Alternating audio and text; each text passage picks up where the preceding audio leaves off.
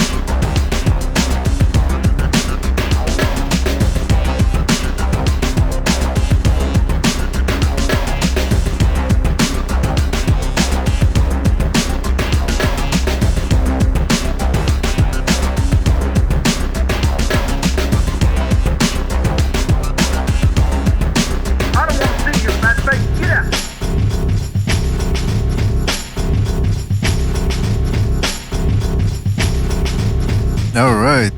Welcome, everybody, to another BDA Boxing Podcast, broadcasting to you live from the True North.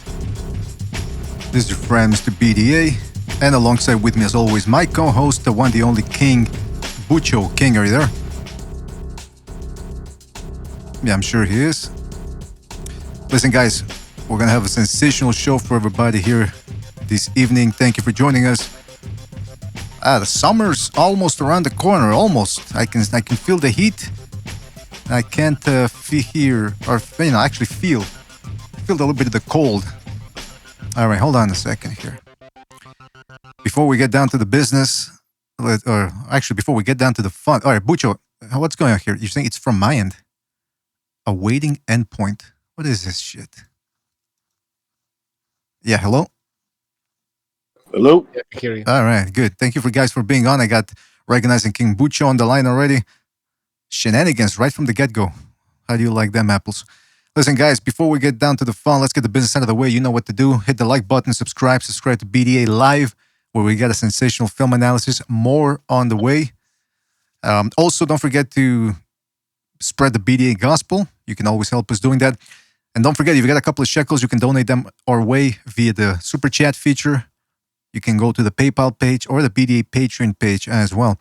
But the most important thing is, of course, to spread the BDA gospel. Now, speaking of film analysis, today, by the way, we're going to be continuing part 2 of the Hall of Fame series. Who will make it into the Hall of Fame? Which one of today's fighters, contemporary, of course, or maybe some that recently retired and are permanently, or temporary, I should say, temporarily in limbo? We're going to find out. So that's the subject of today. We're going to be switching pages and we're going to be voting who makes it into the Hall of Fame. Before we do that, though, I talked about the BDA film analysis. We got to get together to do another one.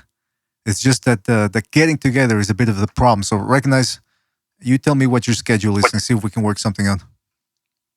My schedule is looking fantastic. So, oh, man, you sound like one of those New York Wall Street businessmen. Like, oh yeah, my schedule. Did you talk to your secretary or something? I'm selling. I'm selling advertisement right now. My secretary cleared me for like Well, basically, here's the thing, right? Because of obviously the shutdown, I'm pretty much free at any time. Of course, I sleep during a certain part of the day, but that could be arranged at any time. So whenever you want, bro. All right, fantastic. Good to know.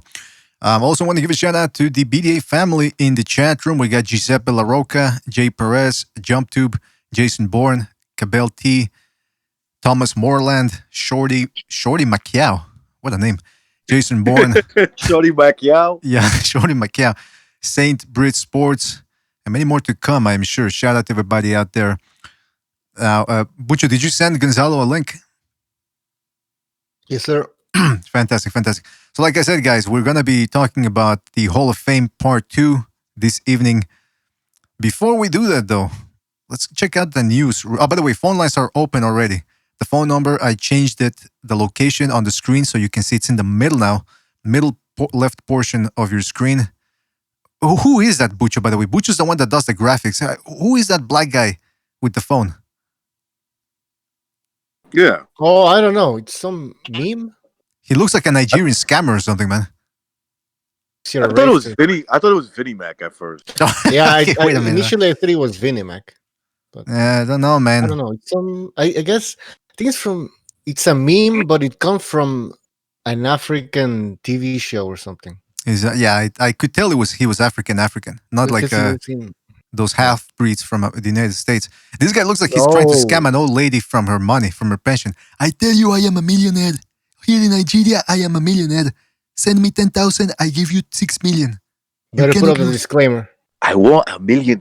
I want to give it to you. I want to give you $1 million. Okay, listen. It's enough you of the send Africans. me $5,000, I make you 1 million. That's exactly how they do it. By the way, we love our African fans. We got fans from all over the world. We've had African people call us, right. People with thick African accents. And one thing I love about Africans is they really know their boxing.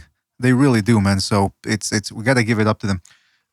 They speak good English too. That's right. right. Understand them. All right. Now listen. I wanted to bring up this news here. This is from Boxing Scene.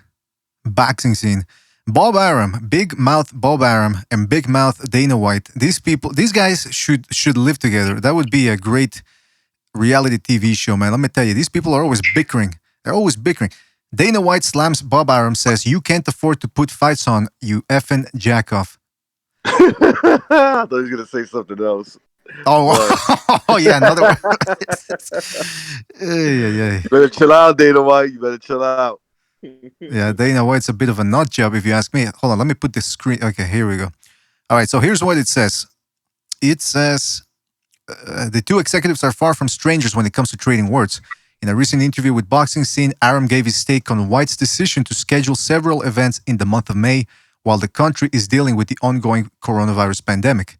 Because I don't know if you guys know, but this weekend we are going to get a fight in the UFC. A pretty good card, if you ask me. I've been hearing about that. Like, do you know the details of that, or what's the? Yeah, because remember, initially Dana White wanted to do it in a private island where there's no athletic commission overlooking it, I believe, or I think the American, that sounds shady as fuck. But go ahead. Well, he was saying, "Nah, we're gonna get the best. We're gonna get the best physicians. Everyone's gonna have the best medical care, the best, Jerry, the best." And then ultimately, the media was coming down on him, saying, "Don't do it. Don't do it." And he said, "Fuck you, I'm doing it." Finally, he got a call from the Disney CEO, I believe. I don't know if it was a CEO, somebody, a higher up, a real higher up. And he told him, "Listen, Dana, don't do it." And even Dana White said, "All right, I won't do it." But now he rescheduled it. He's doing it in Florida, where apparently this type of events can be held without a crowd, of course. But he's willing to do this. So that's what we're going to get on Saturday. Now, Bob Arum, who seems to be Dana White's sole, at this point, antagonist, keeps talking shit about him. And he says, Arum said that he has very little respect. Hold on, let me put this up again on the screen here. Hold on a second. Okay, so he says, Arum says that he has very little respect for White based on his recent actions. Good luck to them, Arum told Boxing Scene. I just hope that they're not endangering the safety of anyone. But this kind of cowboy behavior doesn't do anybody any good. Okay, first of all, why does he talk like he's the chief of police? in a 1980s action movie. Because yeah, I know why, but you see, I respect Dana White more than I respect Bob Arum in this situation because if they're allowing him, that's fine. People have the right to move the way they want to move. Apparently, Bob Arum is letting his true nature come about, and he's trying to control people. So I say fuck Bob Arum, and Dana White should do it. Yeah. Well, it's I tend to agree, man. Not because I like one guy over the other. They're both loudmouths. Right. Yeah, I don't either. But the point is, I tend to agree more with Dana White's right to hold the event because look, they took all the precautions with the COVID.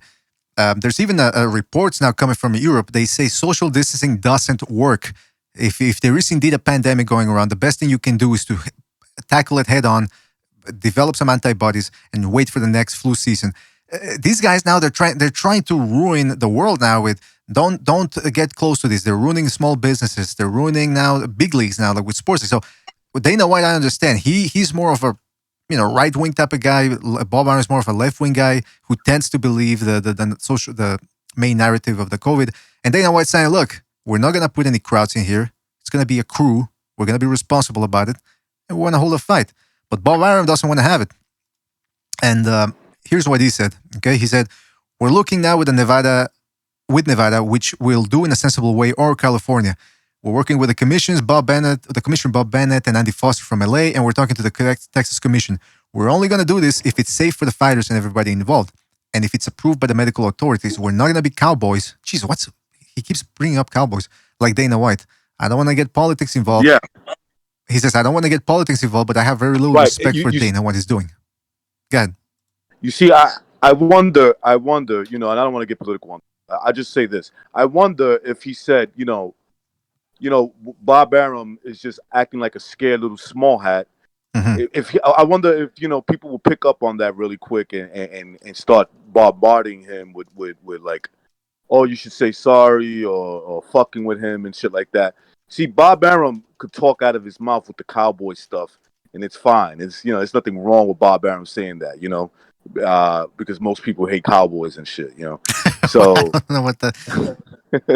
but my point is that Bob Arum is toting the world order line, which is nobody should be having an event. Of course, it's jealousy because Bob Arum's a promoter and so is he.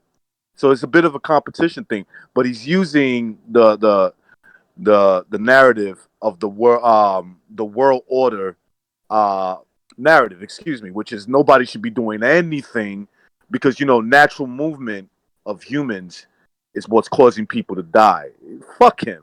That's what I say to Bob Arum. Oh, now wait a minute. That type of language is you're taking a page from the Dana White book now with all the cursing. That's unacceptable. Unacceptable. I apologize, it is. All right. Well, wait a minute. By the way, guys, like I said, phone calls open. So give us your point of view on this. But anyway, look, listen. You're right, man. I mean, Bob Arum is a bit of a more old school guy. He's way behind a little bit when it comes to trends. Right now, he's not on the ground floor when it comes to Top Rank. It's his son-in-law, I believe, right? But he's still very much behind the times a little bit. Whereas Dana White is the young guy in time, the young cowboy. If you want to keep going with the cowboy thing.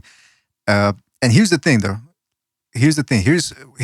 Bob Arum didn't stop there. He said, what did he say? We're not going to be cowboys. I don't want to get politics. Okay. Dana White responded, and he said that Arum is taking shots at him at the UFC. And he says, listen, by now I think everybody realizes that Bob Arum is a dickhead, White said on UFC's Unfiltered podcast. This guy has been talking shit about the UFC and me for 20 years. He's fucking bankrupt. Of course, you don't want to put fights on. You can't afford to put fights on, you jack off. You've been in this thing for your whole life and have completely destroyed business and the sport. Congratulations, Bob Arum. You're brilliant. I don't know where he's getting this whole thing that Bob Arum is broke. I went to the comment section on Boxing Scene and somebody put an article from Scott Christ, what a name, who says Bob Arum open to selling Top Rank and has talked with major companies including Endeavor and The Zone. Now, Endeavor apparently is one of I think it's the company. I thought it was a Chinese company that bought.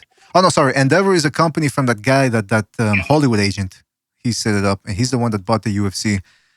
But some people here in the forum are saying no, he never wanted to sell the Top Rank. He just wants to buy a lot of shares or something like that, but while remaining the main honcho in town. And some people are saying, of course, Bob Arum is 88. Yeah, man, he's been at this for 50-something years. The fuck, man. I know. He's an old man. He's still moving around. Yeah, you know, he's so pretty that's mobile impressive. for an old fart. I think it's a Good for competition. him. Yeah, but good for him. Yeah, I mean, but I think it's the competition in the business that keeps him going. He still wants to be the best for as long as he can, because he already beat Don King in a way. I mean, you could say maybe Don King. Yeah, when he they were going, outlasted Don King. Yep. he outlast. Yeah, maybe not beat. Yeah, but outlast is the. Well, he probably looks at it as a win. I don't know. And Say that. You could say that, right? Like he's continuing his enterprise while Don King, I'm not sure what he's doing.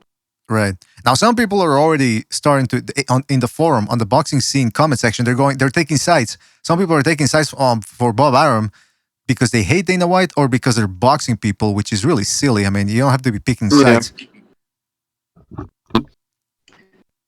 And hold on a second. And there was a couple of comments that made me laugh here. Wait a minute. There was a funny comment. I hope they didn't delete it, man. Hold on a second. Give me 2 seconds here. Okay, yeah, this guy. Just it goes to show you that boxing scene, it doesn't take too long before you find some real weird comments. This guy goes, the UFC is made up with no skill. I don't know what that means, made up with no skill. But he says, UFC is made up with no skill wannabe boxers, high cools wrestlers who couldn't beat their sisters, and Dana White who likes sucking his gym teacher. I mean, how is that comment productive in any way? It's like,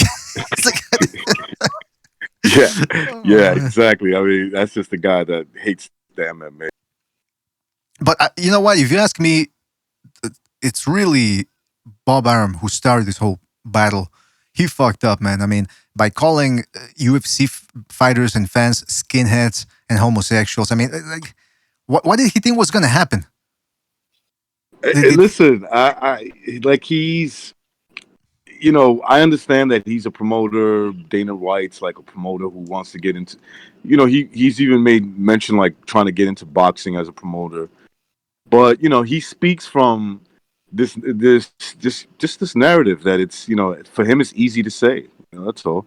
And he doesn't get reprimanded by the media, you know. I wonder why. But, you know, he's kind of a sour old man. And yeah, he knows what he's doing, but he's a sour old man, and Dana White pisses him off. That's all, because Dana White tells him, you know, you're fucking old. Let me do what I gotta do, and you keep.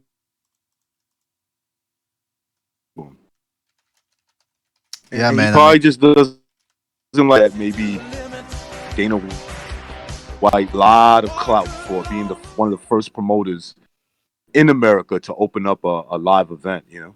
Mm-hmm. It's interesting, but when you take a look at the contrast between Don King and Bob Arum, two of the greatest. Thank you for your contribution. He says, "Oh my God, should I read this comment?" Yeah, that's why I was stalling for time. You jumped in and to read it. Now you read it, man. Can you read this stuff on YouTube over here? Skirt around it. Like you can use a different word. Why not? Different words. You can use different words. All right, I'll do it, man. He says, Wanderer? People of a Virtuoso, shout out to Virtuoso for his contribution. He says, people of a certain desert background know how to swindle. Never call Bob Arum broke. All right, thank you, Virtuoso, for your contribution. I think we're going to need a lot more than that when we have to fight the lawsuit from YouTube after they kick us off this platform. But shout out to Virtuoso. Thank you for your contribution. I wanted to say something real quick, man, about Don King and Bob Arum. Really interesting, the contrast between those two guys, because Bob Arum was a Harvard Law School graduate, I believe. He worked at the district attorney in New York. Don King, meanwhile, no college education. I don't know if he finished high school, but he hustled and he used his intelligence and his persuasion powers to get himself some fighters. He built an empire. And even though Bob Arum is still around and Don King isn't anymore as a promoter, or at least at the top level, you really got to give it up to both guys. I mean, they were competing at the highest level possible. And Bob Arum, I mean, what's his name? Dana White. He's a bit of a younger dude. I mean, at least compared to these two. But he's just as ruthless. Believe me. Believe me. And They wouldn't be where they're at if they weren't like ruthless in certain areas, you know. And Don King started from the bottom, you know. He wasn't probably given a little heads up Now, into the business. it's more impressive. Obviously, I mean, Bob Arum has been in the business for the 60s or some shit. I mean, I don't know, but for a long time. The late 60s, So that's impressive in itself. But also, let's be honest, in boxing, you have a lot of competition. Which Mr. BDA is showing you over here, Don King. That is competition. When it comes to the UFC, Dana White doesn't have any competition. I know they bought, like they always, when it was, what was it called, Mr. BDA? The WEC. Organization. WEC. They bought a organization. Yeah, they never really had any competition. So it's not as hard as in boxing. By the way, fucking Don King is a huge dude, man. Look at him. Even old, I wouldn't want to push him. Like, imagine in his prime, you didn't pay him the money that he owed him after playing the numbers, and he comes at you. And there's a nice sidewalk there. Look how big Don King is, right? Like, That's what I'm saying, yeah. 6'2", 6'3". Fuck. Yeah, he's a big man. Didn't he beat up somebody like to death? I know he beat up another man to his death, and he did time for that. That's what they caught him for, right? So I'm pretty sure he beat up a lot of people. He came from Cleveland, I believe. Oh boy, yeah. You know what? It's interesting. Ohio. It's interesting though. It's really his powers of persuasion that got him to where he is. Because you look at that. There's a video out there after the first Lewis Holyfield fight. And he's being interviewed via satellite from Britain. And there's a studio in England, and there's people in the crowd, and they're all just mocking him at first. They're laughing at him. Because, the Brits, they sort of look down on the Americans. So they're laughing at him. By the end of the interview, Don King has them. They're no longer laughing at him. They're laughing with him. He's got them, twisted around his thumb. And I'm thinking, gosh, damn, look at that. That's how he got all these fighters, man. I mean, he comes in, he can talk. He's got a silver tongue. He's a silver-tongued devil, and props to him, man. He was from the streets. He's a kid. He's a dude from the streets that can use his smarts, and he can also use his muscle. Right? That's the type of guy he was. Yeah, I think I heard a story. He met with the Nation of Islam guys, and he gave him sandwiches or something. I think he put bacon in their sandwiches, and then when they found out, he ran out of the room. That's what I heard. I don't know if it's true. I don't think I ever heard that, but the Nation of Islam would have probably killed him. Right? Yeah, there was also a story that supposedly it's a very infamous story that supposedly he put a gun to Larry Holmes' head, I think it was, and he said, he persuading him to sign a contract. And Bucho told me one time, he goes, hey, imagine he put the gun to his head, and then he goes, sign the contract, motherfucker. And then he starts laughing, that classic Don King laughter. what a horror movie. While Larry Holmes is signing away, right? Yeah, exactly. Yeah. Only in America. Only in America. I bet he said remember that. His son. What? Remember his son was. Anyways, at some point he looked sad. His son, in my opinion, I saw him a bunch of times there on TV, and anybody else who knew Don King said that when he was in Don King's house and home with his family, Don King was always like fucking serious. He wasn't smiling and shit. But as soon as you mentioned money, he would start smiling and laughing and giving. So that's the type of person. So allegedly, I mean, I don't know if it's true. Yeah, he strikes me as that type of person with the big personality that, in his private moments, he don't have. You gotta like cut the act out somewhere. So that's probably where he does it, in the house. So it's all an act, basically. He probably made his kids crazy, and his wife too. When he was around, if he was around. When he was around, yeah. By the way, we got a phone call. I think Kevin from Chicago said, okay, but Kevin, keep it to boxing, right? I don't want to hear about Bob Arum. I don't want to. Well, Kevin, be careful, man. Because I heard I heard the last episode you guys did, and I heard his phone call. I said, what the? I mean, all right, let's see. Hold on a sec. Keep it PC, man. Keep it PC. All right, let's go to 773. All right, I'll keep it PC. Yeah, keep it PC, please, man, please. Bobby Arum, You know what this comes down to is I'm getting a little feedback. Just keep going. Keep going. Bobby Arum, he's jealous that Dana White has full control. He doesn't have to deal with the Ali Act. He runs the show. Okay. With Bob Arum, there's a lot of red tape involved. There's a lot of other promoters, and he doesn't have control. And so he's jealous that Dana White is the boss. And Bob Arum, if you think Bob Arum could, if you would switch roles and he was running the show and he was calling the shots and he had a bunch more control and power over these fighters, you would do it in a heartbeat. And that's what it comes down to. He's jealous that Dana White power. He has a monopoly basically on the UFC business, and he's earned that monopoly because he started it from the ground up. There was nothing. No one even knew what MMA was. Boxing's been around long before Bob Arum, and it's going to be around long after Bob Arum. On the other hand, Dana White, MMA, no one knew what it was. He brought it up. He made the sport. So he deserves to have the dictatorship, the power, the control that he does, because UFC wasn't nothing. It was in debt. No one even heard of it. Now it's mainstream thanks to Dana White. His and the Fertitta brothers, his personality, his no bullshit. Do you want to be a fighter? Like, people love that. He was like a main instrument to bring this mainstream.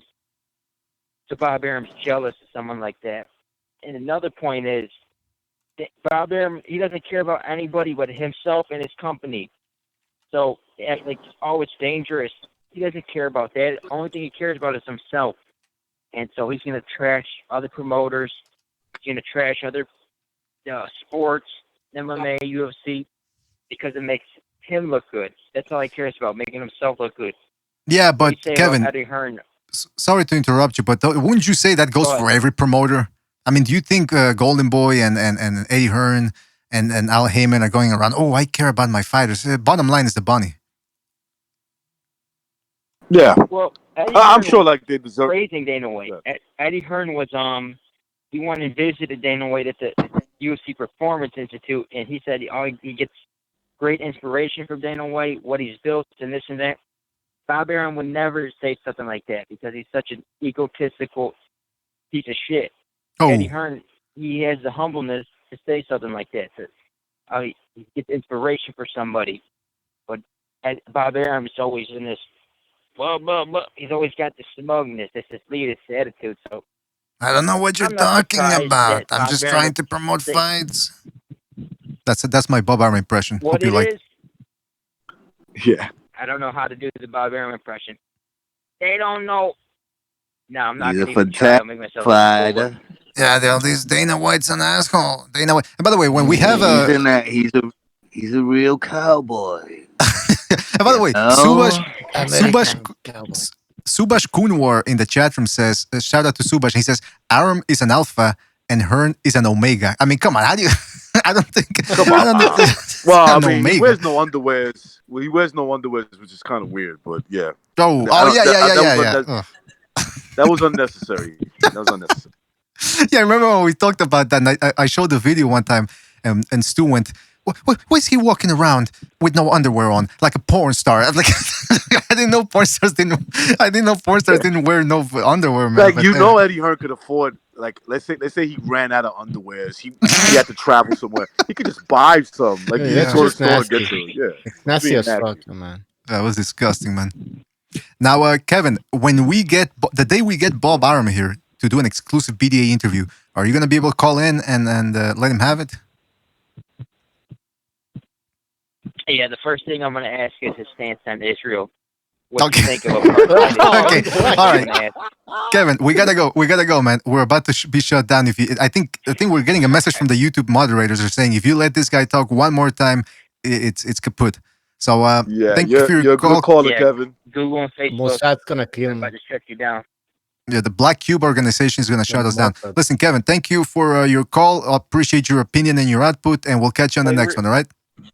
What last point real quick. The thing with Eddie Hearn will compliment people. He's not When's the last time you heard Bob Arum compliment someone else? He's never done it. That's the difference between someone like Eddie Hearn and Bob Arum. I'll leave it at that. All right, I think that's that you stumped me there. I don't remember Bob Arum complimenting another promoter. So no, I mean I've heard him compliment somebody himself, but that's about it. Yeah, point well taken, Kevin. Thank you for your call, and we'll catch you in the next one, man. Take it easy. All right, that was Kevin from Chicago. Kevin did a good job. He did a good job. I like Kevin. You think so? All right, listen. He kept it. You know, PC. He bit his tongue a little bit, and he ride out the call. I like that. A little bit. All right, we're getting another phone call here. Let's go to 407. 407, you're on the air. 407. Hey guys. No, I just wanted to say I feel like Dana White and Bob Arum should just stay in their own lanes. Like I feel like Bob Arum should just trash talk with the other promoters, if aside from Eddie Hearn, since they collab a lot, like Al Heyman and stuff like that. But Dana White, like I don't know why he's doing this, because like I get that he's dominated like the entire oh my goodness, sorry, got distracted with something. What's the matter with you, man? I get he's dominated like the MMA side and stuff like that, but like that doesn't mean he has to go to another sport like like what he did with Conor McGregor and Floyd. Like I get it was for the money, but like it was unnecessary too. Well, you know what? Some people were saying on the comment section of that boxing scene article that I put up there. Some people were saying, and it's all speculation, but some guy was saying, "Oh well, what happens is Bob Arum he's a hardcore leftist, and Dana White is a guy who speaks his mind and has let it be known that he's a Trump supporter. So the fact that Bob Arum already hates the MMA and looks at it as a competitor to boxing, he sees that main dog over there, and he can't help but feel animosity towards him. At least that's the way I seem to perceive it, and this guy at boxing scene seems to say the same thing. So that's the way it seems to me. I don't know. What do you think? Wait, hold up. You said that Bob Arum has a problem with Dana White speaking his mind? I think so, yeah. But he does the same thing. No, I know they don't promote the same thing, but what I'm saying is Bob Arum seems to look at MMA as a threat to boxing. That's where the animosity stands, I believe. Yeah, I don't think so. No? Could be wrong. I mean, boxing's been doing better in recently. a way, yes. In a way, it already is, because what Dana White's doing is he's making the fight sound like the one that the fans want. He's making them happen, but all these promoters in boxing are not collaborating to make the fights that the fans want. I know everybody's talking about this like crazy, but it's just what it is right now. All right, caller, I need you to please stick your phone as close to your mouth as possible, because we're losing you a little bit here. Yeah. Oh, my bad. Y'all hear me now? Yeah. Oh, a little low, but yeah. Anyway, speak your piece, man. I think we can hear you. Where did you last hear me at? Yeah, we can hear you. We can hear you. Just go on with your point, please.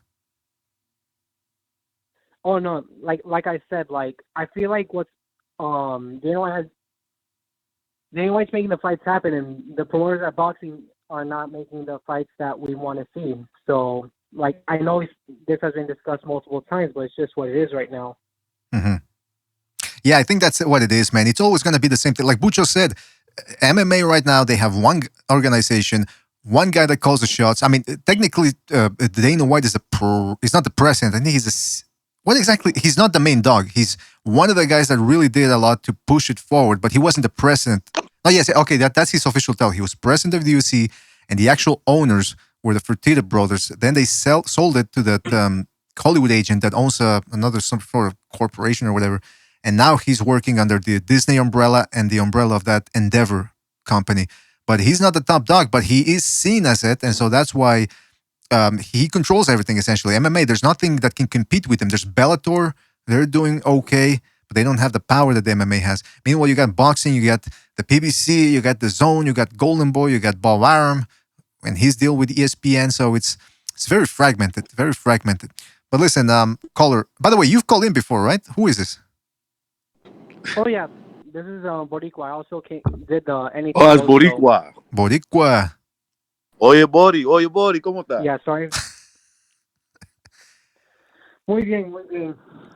Anyway, well, listen, Boricua, that's a good point that you made, though. That I don't know. Listen, I don't know if the animosity really stems from the fact that Bob Arum looks at MMA as a main competitor to boxing and has an animosity. Maybe Bob Arum like recognized Seth through that joke that he's never heard him say anything good about another promoter. Maybe he just dislikes any promoter or anybody that he considers a potential rival. Maybe that's just the type of guy he is. He's very business minded, and business minded people tend not to dispense. He's one of those guys that he's there to, because I work for some people like him, some, and I can tell you they only compliment themselves. They don't, not that you have to, but they don't compliment others for doing their job, even if they do it good. And so far, if you look at the structure of UFC, right? It's UFC that he owns, or he's the president, or whatever. Yeah. So it's only one guy. So I mean, obviously, dealing with one person is easy to do negotiations and fights because the promoter on top is winning either way. So exactly, and he gets into it with a lot of. Trust me, if Bob Arum ran the whole thing, you see a lot of good fights. That I know for sure. Exactly. Look at the heavyweight division. Lomachenko lose a fight today to somebody, then fight that guy again, beat him in the second time. You'll see trilogies like all the time. That's right. Look at the. Oh yeah, for sure. Like I know, but like I just feel like if boxing really wants to step back up, like we've all said, they need to make like these big fights happen. Like thank God we're getting Loma Teofimo when this whole quarantine stuff is over.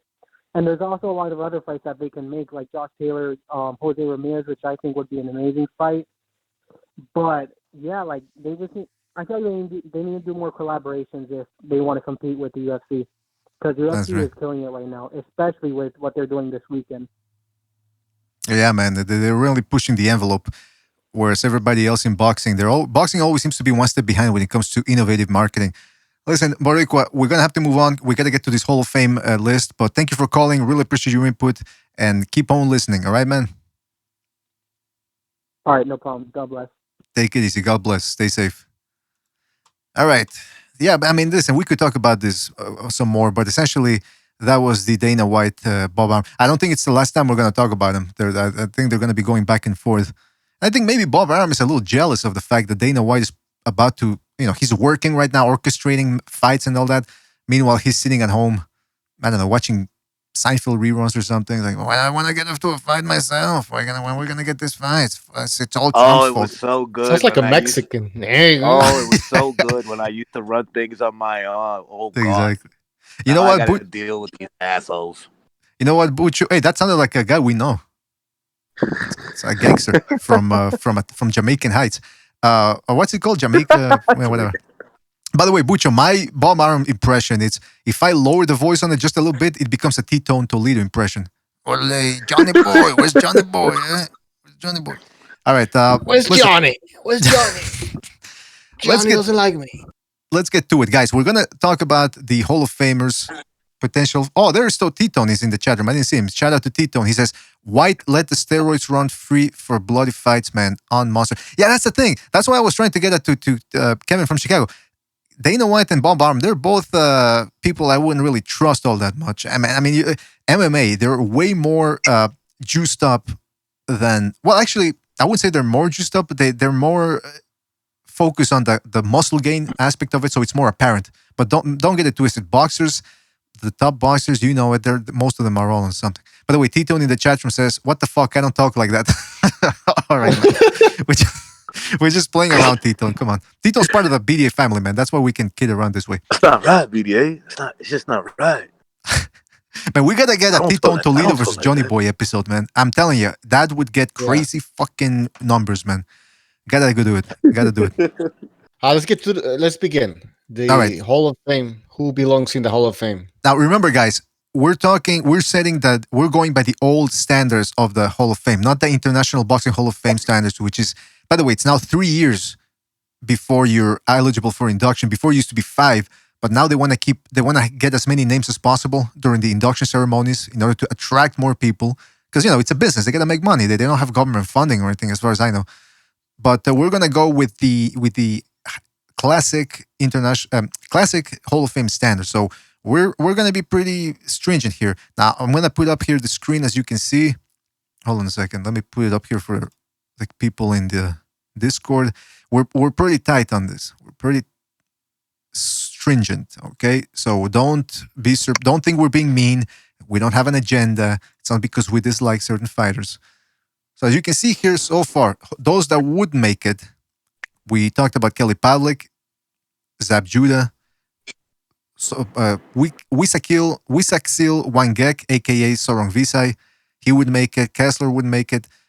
Margarito would make it. Now I put these two in red, as you can see.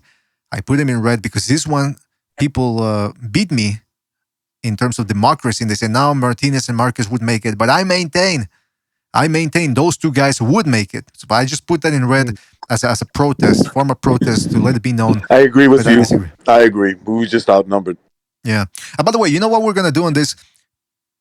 If it's a contemporary fighter, because like Pavlik, Judah, and all those, and Kessler, they're essentially retired. So, and Margarito too. But what we're gonna do with more contemporary guys like Pong Soleg Wong Jong Kan, for example, or even these other guys, we would talk about what they need to do to win, to get into the International Boxing Hall of Fame, and what these older guys should have done to merit induction. All right, so we're gonna talk about that later on. Those who did make Bay Area it. Boxing says Triple G would make it, but not Margarito. Okay. Oh, okay, we're gonna get to that. Hold on. So Yeah. those that did make it, according to our standards, Manny Pacquiao, Ricky Hatton, Timothy Bradley, Andrew Ward, and Triple G. Recognize, why do you say Triple G over Margarito? Come on, man. There was years when Triple G was the man. I mean, Margarito wasn't like the consensus man at any time. Mm-hmm. Like he was just one of the top guys in a pretty loaded division. But Triple G was the man and had people ducking out of either giving up their belts or saying, fuck it, I know I'm the number one mandatory, but I'm not going to fight him. Mm-hmm. So you can't, look, Margarito's a very good fighter, no doubt. But Triple G and Margarito, the comparison, look. Everything you're saying is correct. That being said, I think the argument Bay Area would make is that, well, he's saying that Triple G was the man in a weak division. And I think what also other people would say is, well, wait a minute, Margarito got himself a win over Miguel Cotto. Meanwhile, Triple G never really got that big name on his resume. I mean, if you're going to go by big names, then, yeah, you could do that with everybody. But I go with, what you did in your division. Put it this way, what you did wherever you went. Mm-hmm. If you went up multiple weight classes and you won against, pretty significant fights, I'm going to say, yeah, then I'll say this guy compared to this guy is probably a little bit better or is equal or at least the same. But, there was never a time where Antonio Margarito, held a claim to being the man of that weight class, where Triple G was actually the boogeyman of the middleweight division. Now you can say what you want about the competition, but I think that if you go from maybe the 50s or the 60s, more likely you'll see that the middleweight division was always one guy that was famous and the other guys weren't. That doesn't mean that they weren't good competition. That just means that they didn't have the name. It was like a one-man show, and the middleweights got their big fights versus guys going up in weight, welterweights. You made a good point about longevity too, as well, because look, Carlos Monzon never really got himself a big name in there, another middleweight guy, but he did beat a lot of tough guys, very, very tough opposition, and he did it throughout a long period. So longevity, you have to factor that in there, and how you beat them. And Triple G barely lost any rounds when he was beating some very tough contenders in the middleweight division. So that's why we include Triple G in there. Margarito, he got that Cotto win. We're not going to give him the Martinez win because we can't really give him wins on pot. Actually, okay, let's give him the Martinez win. All right, let's give him the Martinez. Yeah, I'll give it to him. Yeah, Martinez, Cotto, Cintron, Joshua Clottey, and I could see the him being in the Hall of Fame. He's definitely gonna make it, I think, in this with these standards that they got at the International Boxing Hall of Fame. But look, I don't think he makes. Anyway, listen, let's get to one name here because we're talking about past names already.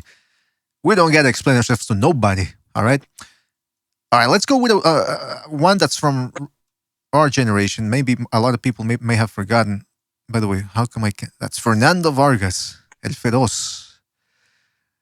Ferocious Fernando Vargas. Good wins over Winky Wright, Ike Corte, Wilfredo Rivera. The Mexican guy when he won the title. Yuri Boy Campas. Yeah, Yuri Boy Campas. Raul Marquez, silver medalist from the 92 Olympics. Yeah. And then later on, he beat Javier Castillejo, although it was a very tough fight. But, I mean, good names. I think he falls in the Margarito category, guys. What do you think? Like, good record, but, it's like, nah. I think he's better than Margarito. He might have been better than Margarito. Yeah. I'd say. Wait. Bay Area, youngest 154 champion. Yeah, we do have to consider those type of things. You do have to factor them when you're considering whether a guy makes it into the Hall of Fame or not. And that's true. He was the youngest. He was about what, 20, 21? Yeah, he was 21. 21. Yeah. Oh, 20. 20. 21 or 20. When he fought Trini, he was 22. Oh, jeez. Yeah. See, that's the type of thing. That's why I respect Teofimo Lopez. That the fact that if he really wants to fight Lomachenko, and if he does fight him, I mean, at 22 years old, taking on a guy that's more accomplished than you, and is actually, because I mean, think about it. Fucking Teofimo Lopez 4 years ago was 18 years old, barely getting his man strength in. Lomachenko's been a man for years now, beating up on all these tough guys, knocking them out, outboxing them. So that's why I respect a guy like Lomachenko, and Lopez. And the reason why I bring him up is because Vargas, 20-0, 18 knockouts, 2 good wins on his resume at the time, or 3 if you want to count the Winky Wright win, which at that point many people didn't know who Winky Wright was. He steps in there against Trinidad, who was, what was he, 38-0 with 32 knockouts or something crazy like that? Yeah. I mean, geez, this guy was confident, man. He was confident. If you look at before, like if you look at before lost to Trinidad, like if you look at the names like you just mentioned, that's like definitely, for at least for me, like a guy who's like on the board on the brink of becoming like above the average standard of a Hall of Famer. Mm-hmm. You know, whatever the Hall of Fame has, it's already a little bit above that. But then he lost to Trinidad, and you could see the effects after that. So I'm going to say no because he didn't have the longevity. But if you just look at before he lost, look at that resume. Ike Corte, Winky Wright, he fought Yuri Boy Campos. I'm drawing a blank on the other guys that he fought. Raul Marquez. Just those 3, right? He fight. He did fight Marquez. He busted Marquez him up, was like man. a tough. Yeah, he fucked Marquez up. He did. He outboxed the shit out of him the whole fucking fight, and then stopped him. But if you look at those names, bro, he was like right there. But then after the Trinidad loss, he did nothing because I just think that he was damaged goods. Another thing that I heard about Fernando Vargas was he was taking way too much aspirin. Too many aspirin, and I think that fucked him up some. And then he got a back injury. Oh, he was taking a lot of aspirin, right? Yeah, I can imagine. Yeah, he was getting a lot of pain and shit. And also, not for nothing, and I can say this because I'm a Mexican, but Mexicans, we if you're eating tortillas and rice all the time and pollo con arroz and frijoles, it doesn't tend to give you that cut build that you want to have. We have that in our genetics, most of us. And Vargas had that classic, like fatty, baby fat body. And he was having trouble making weight too. He said so himself throughout his career. He was eating and he would blow up in between fights, getting to fights in between fights, and getting in trouble with the law. So I don't think he was like Mike Tyson. He was a comet. He was one of those tough Mexican American kids coming out of California that that just had he was about it. He was about that life. I just think that he challenged himself a little too fast. I think is what happened. But he was about that. Like that kid would talk shit and say it to your face. He'd be like, fuck you up when we get in that ring. And It's a lot of times backed it up. It's like the kids say nowadays. He wanted that smoke. He wanted that smoke. Exactly. Right. He wanted that. Back in my day when you said, "Hey, I want to smoke," it meant a cigarette. I don't know what this kid's talking about. Yeah, me too. When we used to back in the days too, that's how we were like, yo, let me get that. I want that smoke. I thought it was a cigarette or weed or something. Mm-hmm. And when we used to say, "Hey, can you get me a Remy?" A Remy, that meant lick my ass. Like they would sex so me what's up. she old now? Was that? I'm gonna say no by a little bit, just by a little bit, but you could say before he lost, man. It's Bucho is just by a little bit because his law, and maybe it's not fair for me to judge him that way, but his loss after that, I'm saying like after he lost to Trinidad, I don't think he did anything big. I don't remember him doing anything big. No, or even who was the guy he fought the right after the Trinidad fight? It was Wilfredo Rivera. Then Wilfredo Rivera. Remember when he dropped him? How he winced on the floor? Yeah. Remember how he was wincing? Like, yo, that shit hurt. Even Emmanuel Stewart, he was commentating, and he didn't like the way he got dropped just like that, and then he was going sideways. He was just, that I didn't was like the reaction, Bucho. The way he looked on the floor with the wincing like of he the was eye. out, and then he came back to life. But he's like, he wasn't. And by the way, this guy was a welterweight, no? Or he was, he was. Yeah, I mean, he was a career welterweight. Yeah, all of a sudden he has all this power. I mean, this was due to Trinidad fucking him up, basically. So, yeah, his career ended short. There's no doubt about it. At 22, it ended, I'd say, after the Trinidad fight. Yeah. Now, do you guys I say no. Okay. Well, I say no. Yeah. I say no too. And barely no. Yeah, I put him in the list. I put him on the no side. Do you guys think he's gonna make it in the International Boxing Hall of Fame? The actual International Boxing Hall of Fame. There's a good chance he does. Yeah. He's been on the preliminary list, I guess how you call it, several times, but he never makes it past the first round, I think. Even with today's standards, man. Wow. Maybe he doesn't. Maybe he doesn't make it. Yeah. Maybe he's always there, but never makes it. He's not gonna make it, I don't think. But listen, he was one of my favorites, man. He was. Yeah, he could be a bit of an asshole outside the ring, but like I said, he gave it his all in the ring. He wanted the best names, and he never shied away. I know a few people from not from where he was from. He's from Oxnard, right? But I knew people from California, not too far from Oxnard, and they would always tell me, "Yo, this dude he's an asshole." That's how they would say it all the time. Like they don't even like him. That's interesting though, because every time I see him when he's in fights in LA and all that, people just swarm him for photographs. Oh yeah, he's a G because they how that they respect his status.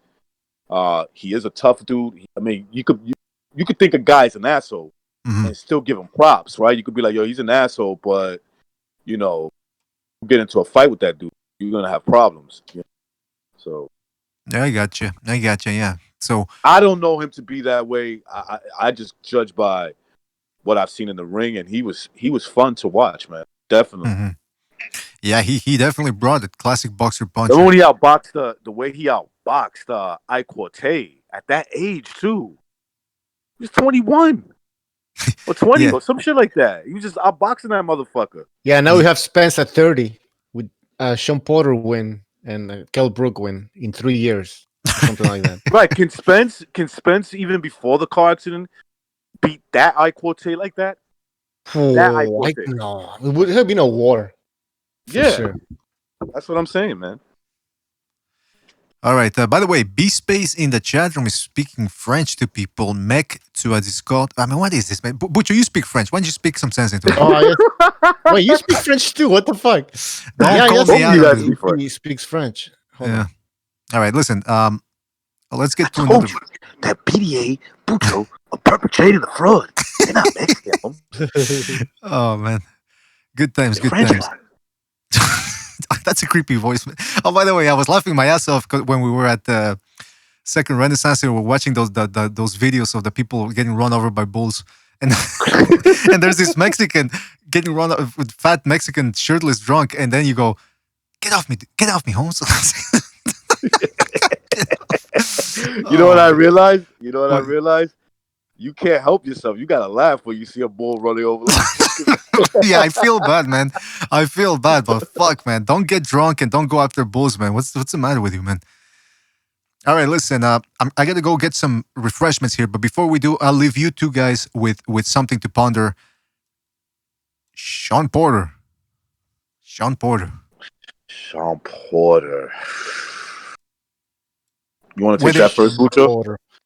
Oh, this guy improved. I mean, I criticize him a lot, especially since that Kell Brook loss. I always said I called him an ESPN fighter, and you remember back in the days, ESPN Friday Night Fights, they didn't have the best boxers fighting there. So I used to call him that, but he improved. That's for sure. He has improved. Beat Danny Garcia.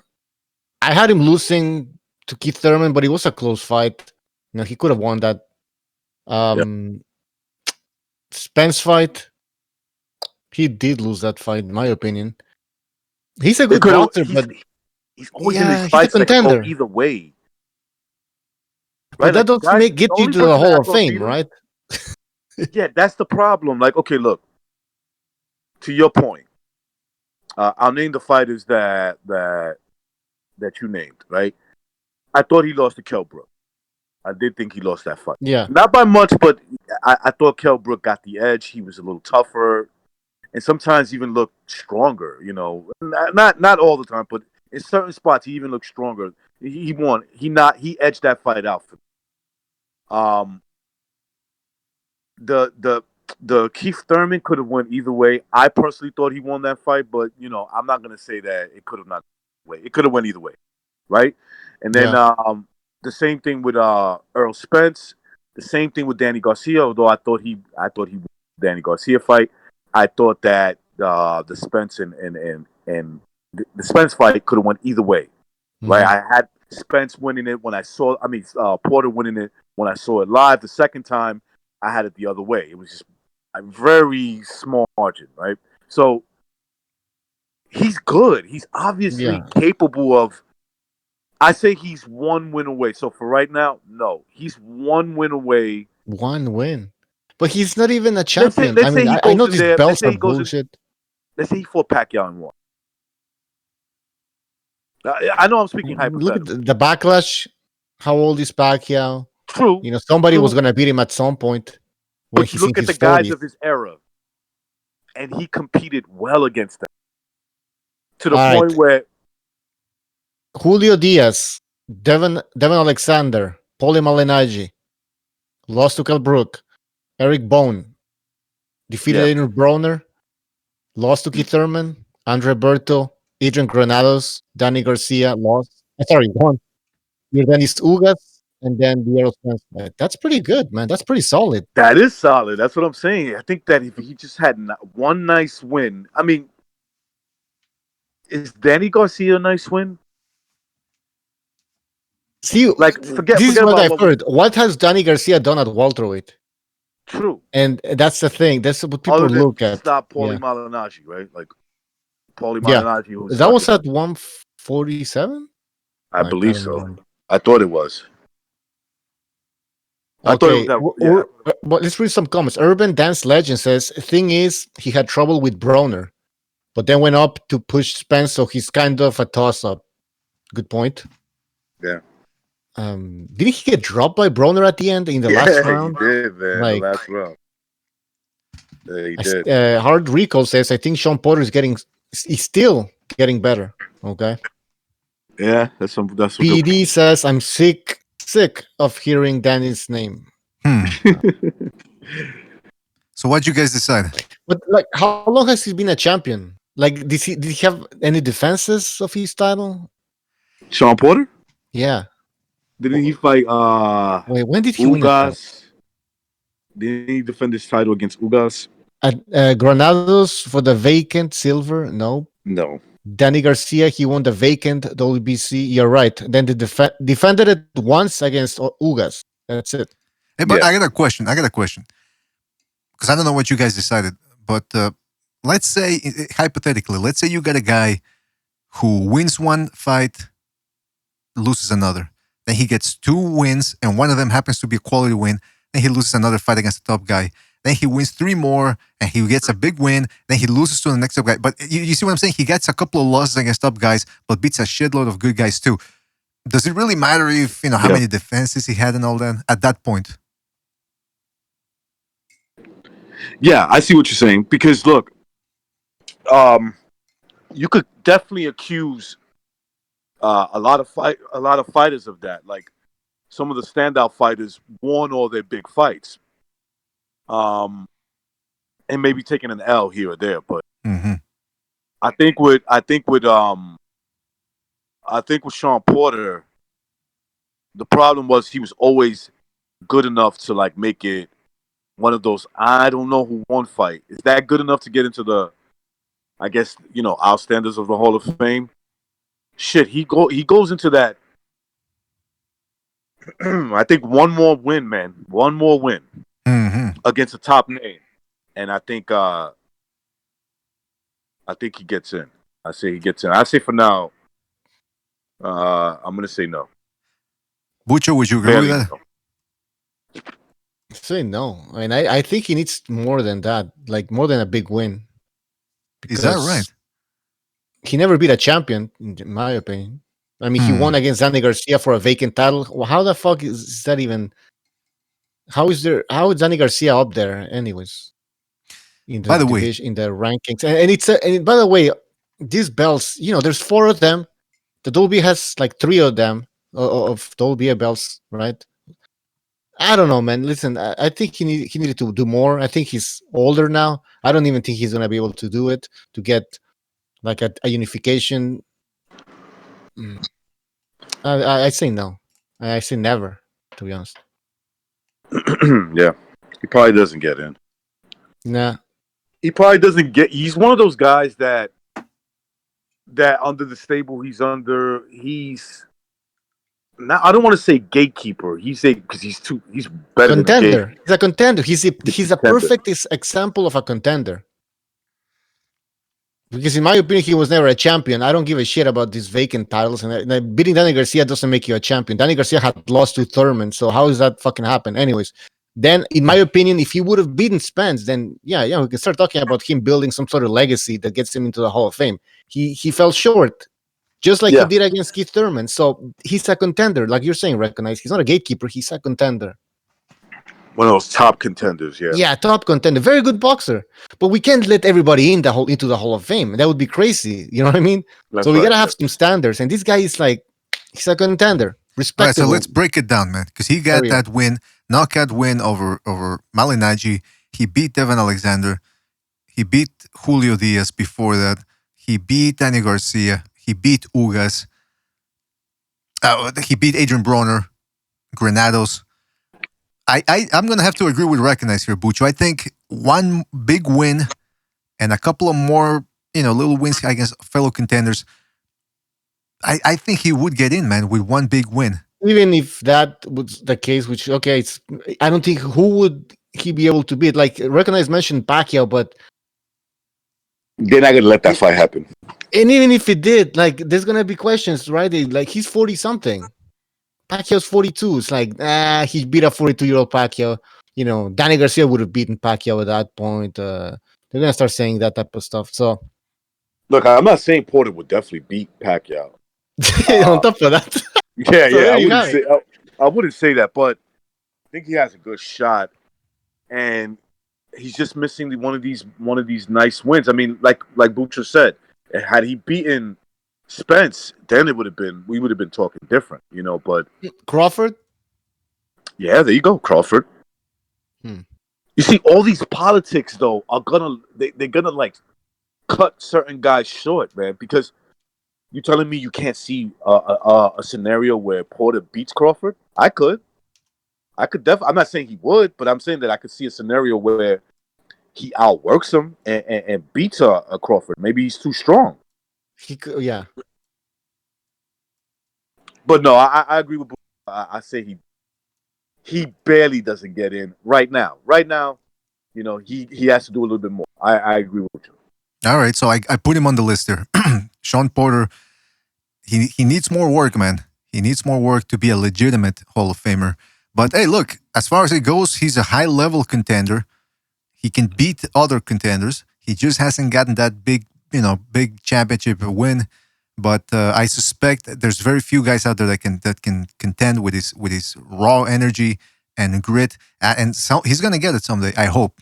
By the way, we got Jimmy on the line. Jimmy, are you there? Hey, grab your socks and drop. Oh no, grab your cocks and drop your socks. Hey, by the way, I wanted to tell you something, guys. You were talking about Shawn Porter and Danny Garcia, which Porter beat Garcia. I gotta talk about DSFG because look, I like the guy's panache. I like his energy, but he's starting to creep me out because I was listening to the last show and I went to the comment section of the last episode we did, or you guys did, and he left a whole bunch of comments about Will Smith beating Mike Tyson if Smith would have become if he would have pursued a boxing career in the late 80s, early 90s. I was like, oh, he could have been a boxer. And you know what he's basing this on? He's saying, what? Yeah, he's serious about it. I think he's serious. I don't know if he's kidding or not. And he says, well, it's because Ali, and he shows a snippet of the behind the scenes making of the movie, Ali, which Will Smith played. Yeah. And he goes, well, Muhammad Ali gave Will Smith his blessing. And he said that that Will Smith could really box. And I'm thinking, it's part of a promotion, man. I remember when Jake LaMotta said the same thing about Robert De Niro. He said when they were doing Raging Bull, he goes, oh yeah, he could have become a champion if he wanted to. It's like, no, he couldn't have, man. I've seen De Niro box in the goddamn movie. Horrible technique, chin up in the air. He couldn't have. Okay, maybe he worked harder at it. That doesn't necessarily mean he would have been a champ. And the same thing with Muhammad. Could you imagine Will Smith? It's ridiculous. It's ridiculous. Will Smith would have got killed, man. There's a reason why he chose acting. It's called acting. He was on Joe Rogan's podcast last week. I bet you I don't know if he listened to Joe Rogan, but that's what Rogan was saying. He was talking to that blonde comedian he had on the show, and they were talking about people who look good when they're doing things. Like they were talking about making a movie Hendrix. They really couldn't find anybody who, because of the fingers, it would look obvious. It's not like, he said very few people. Then he mentioned Will Smith, how everybody in the industry thought it looked so good, how he transitioned. But he said at the end of the day, he's an actor. That's what he's, you know what I mean? Exactly. He's acting. He's a good actor. It's insane. This is insane. That's all it is. This guy's insane, man. Well, I don't know if he's insane or if he's just very opinionated. Look, like I said, I like his moxie, but he's starting to creep me out, man. A little bit. Sugar Ray Leonard would have beat the crap out of Will Smith. What do you think Tyson would have? Well, you guys saw that video, right? That's been circulating around the web. It's a little short video of Mike Tyson training. He's just hitting the pads. And you can tell he's that still Mike quick. Tyson would kill any he's getting any offers to come back now. I'm changing topics here, but they're offering him money to fight. Remember that British guy who beat Tyson? Oh, you talking about his last fight? Williams. No, his last fight was against the big Irish guy. I'm talking about. Yeah, what was the guy's name? That British dude that dislocated his shoulder one time. Anyway, go ahead. Yeah. Danny Williams. Yeah, really Danny Williams. quicker. Yeah. Thank you, Rick. Chat. Yeah, he's getting offered money to fight. But anyways, man, I don't know what you want. Should we continue with the Hall of Fame thing? Yeah, but I mean, because I don't know what you mean. We don't have to stick to the subject necessarily. But anyway, listen, let's go back. Well, then. that's a Vargas and Porter. Okay, so you say no, I say not yet. Jimmy, what do you think? Optimistic. If there was section for bridesmaids. For what? A what? Section for bridesmaids. Oh, wait a minute. Always a bridesmaid, never a bride. Huh? Always the brides, you know what I mean? He hasn't won any of these big fights. He's got to actually win one. I mean, yes, he did have I think it was more of an indictment on Spence, because I'll tell you right now, I think Virgil Ortiz, a couple more fights under that kid's belt, and if he can catch like he can pitch, that fucking division's on notice. Yeah, I agree. Man. I agree with Jimmy on that. Big fucking kid who cracks. son. I He's young like enough that. to stay in his frame. He's not like fucking Spence all busting to get out, not taking care of himself. This kid, I guess, really lives it, and he wants to stay in that division as long as he can. And he's got he's got Robert Garcia in his corner, so that should take him. That should be a plus. All yeah, right, he'll stay in that division for a while, Ortiz, because he's young enough, man. Yeah. All right, let's go with another name here, and this is a guy that nobody really talks about. The quiet man, John Ruiz, 2-time, or was it 3-time WBA champion of the world. Listen, guys. Two-time.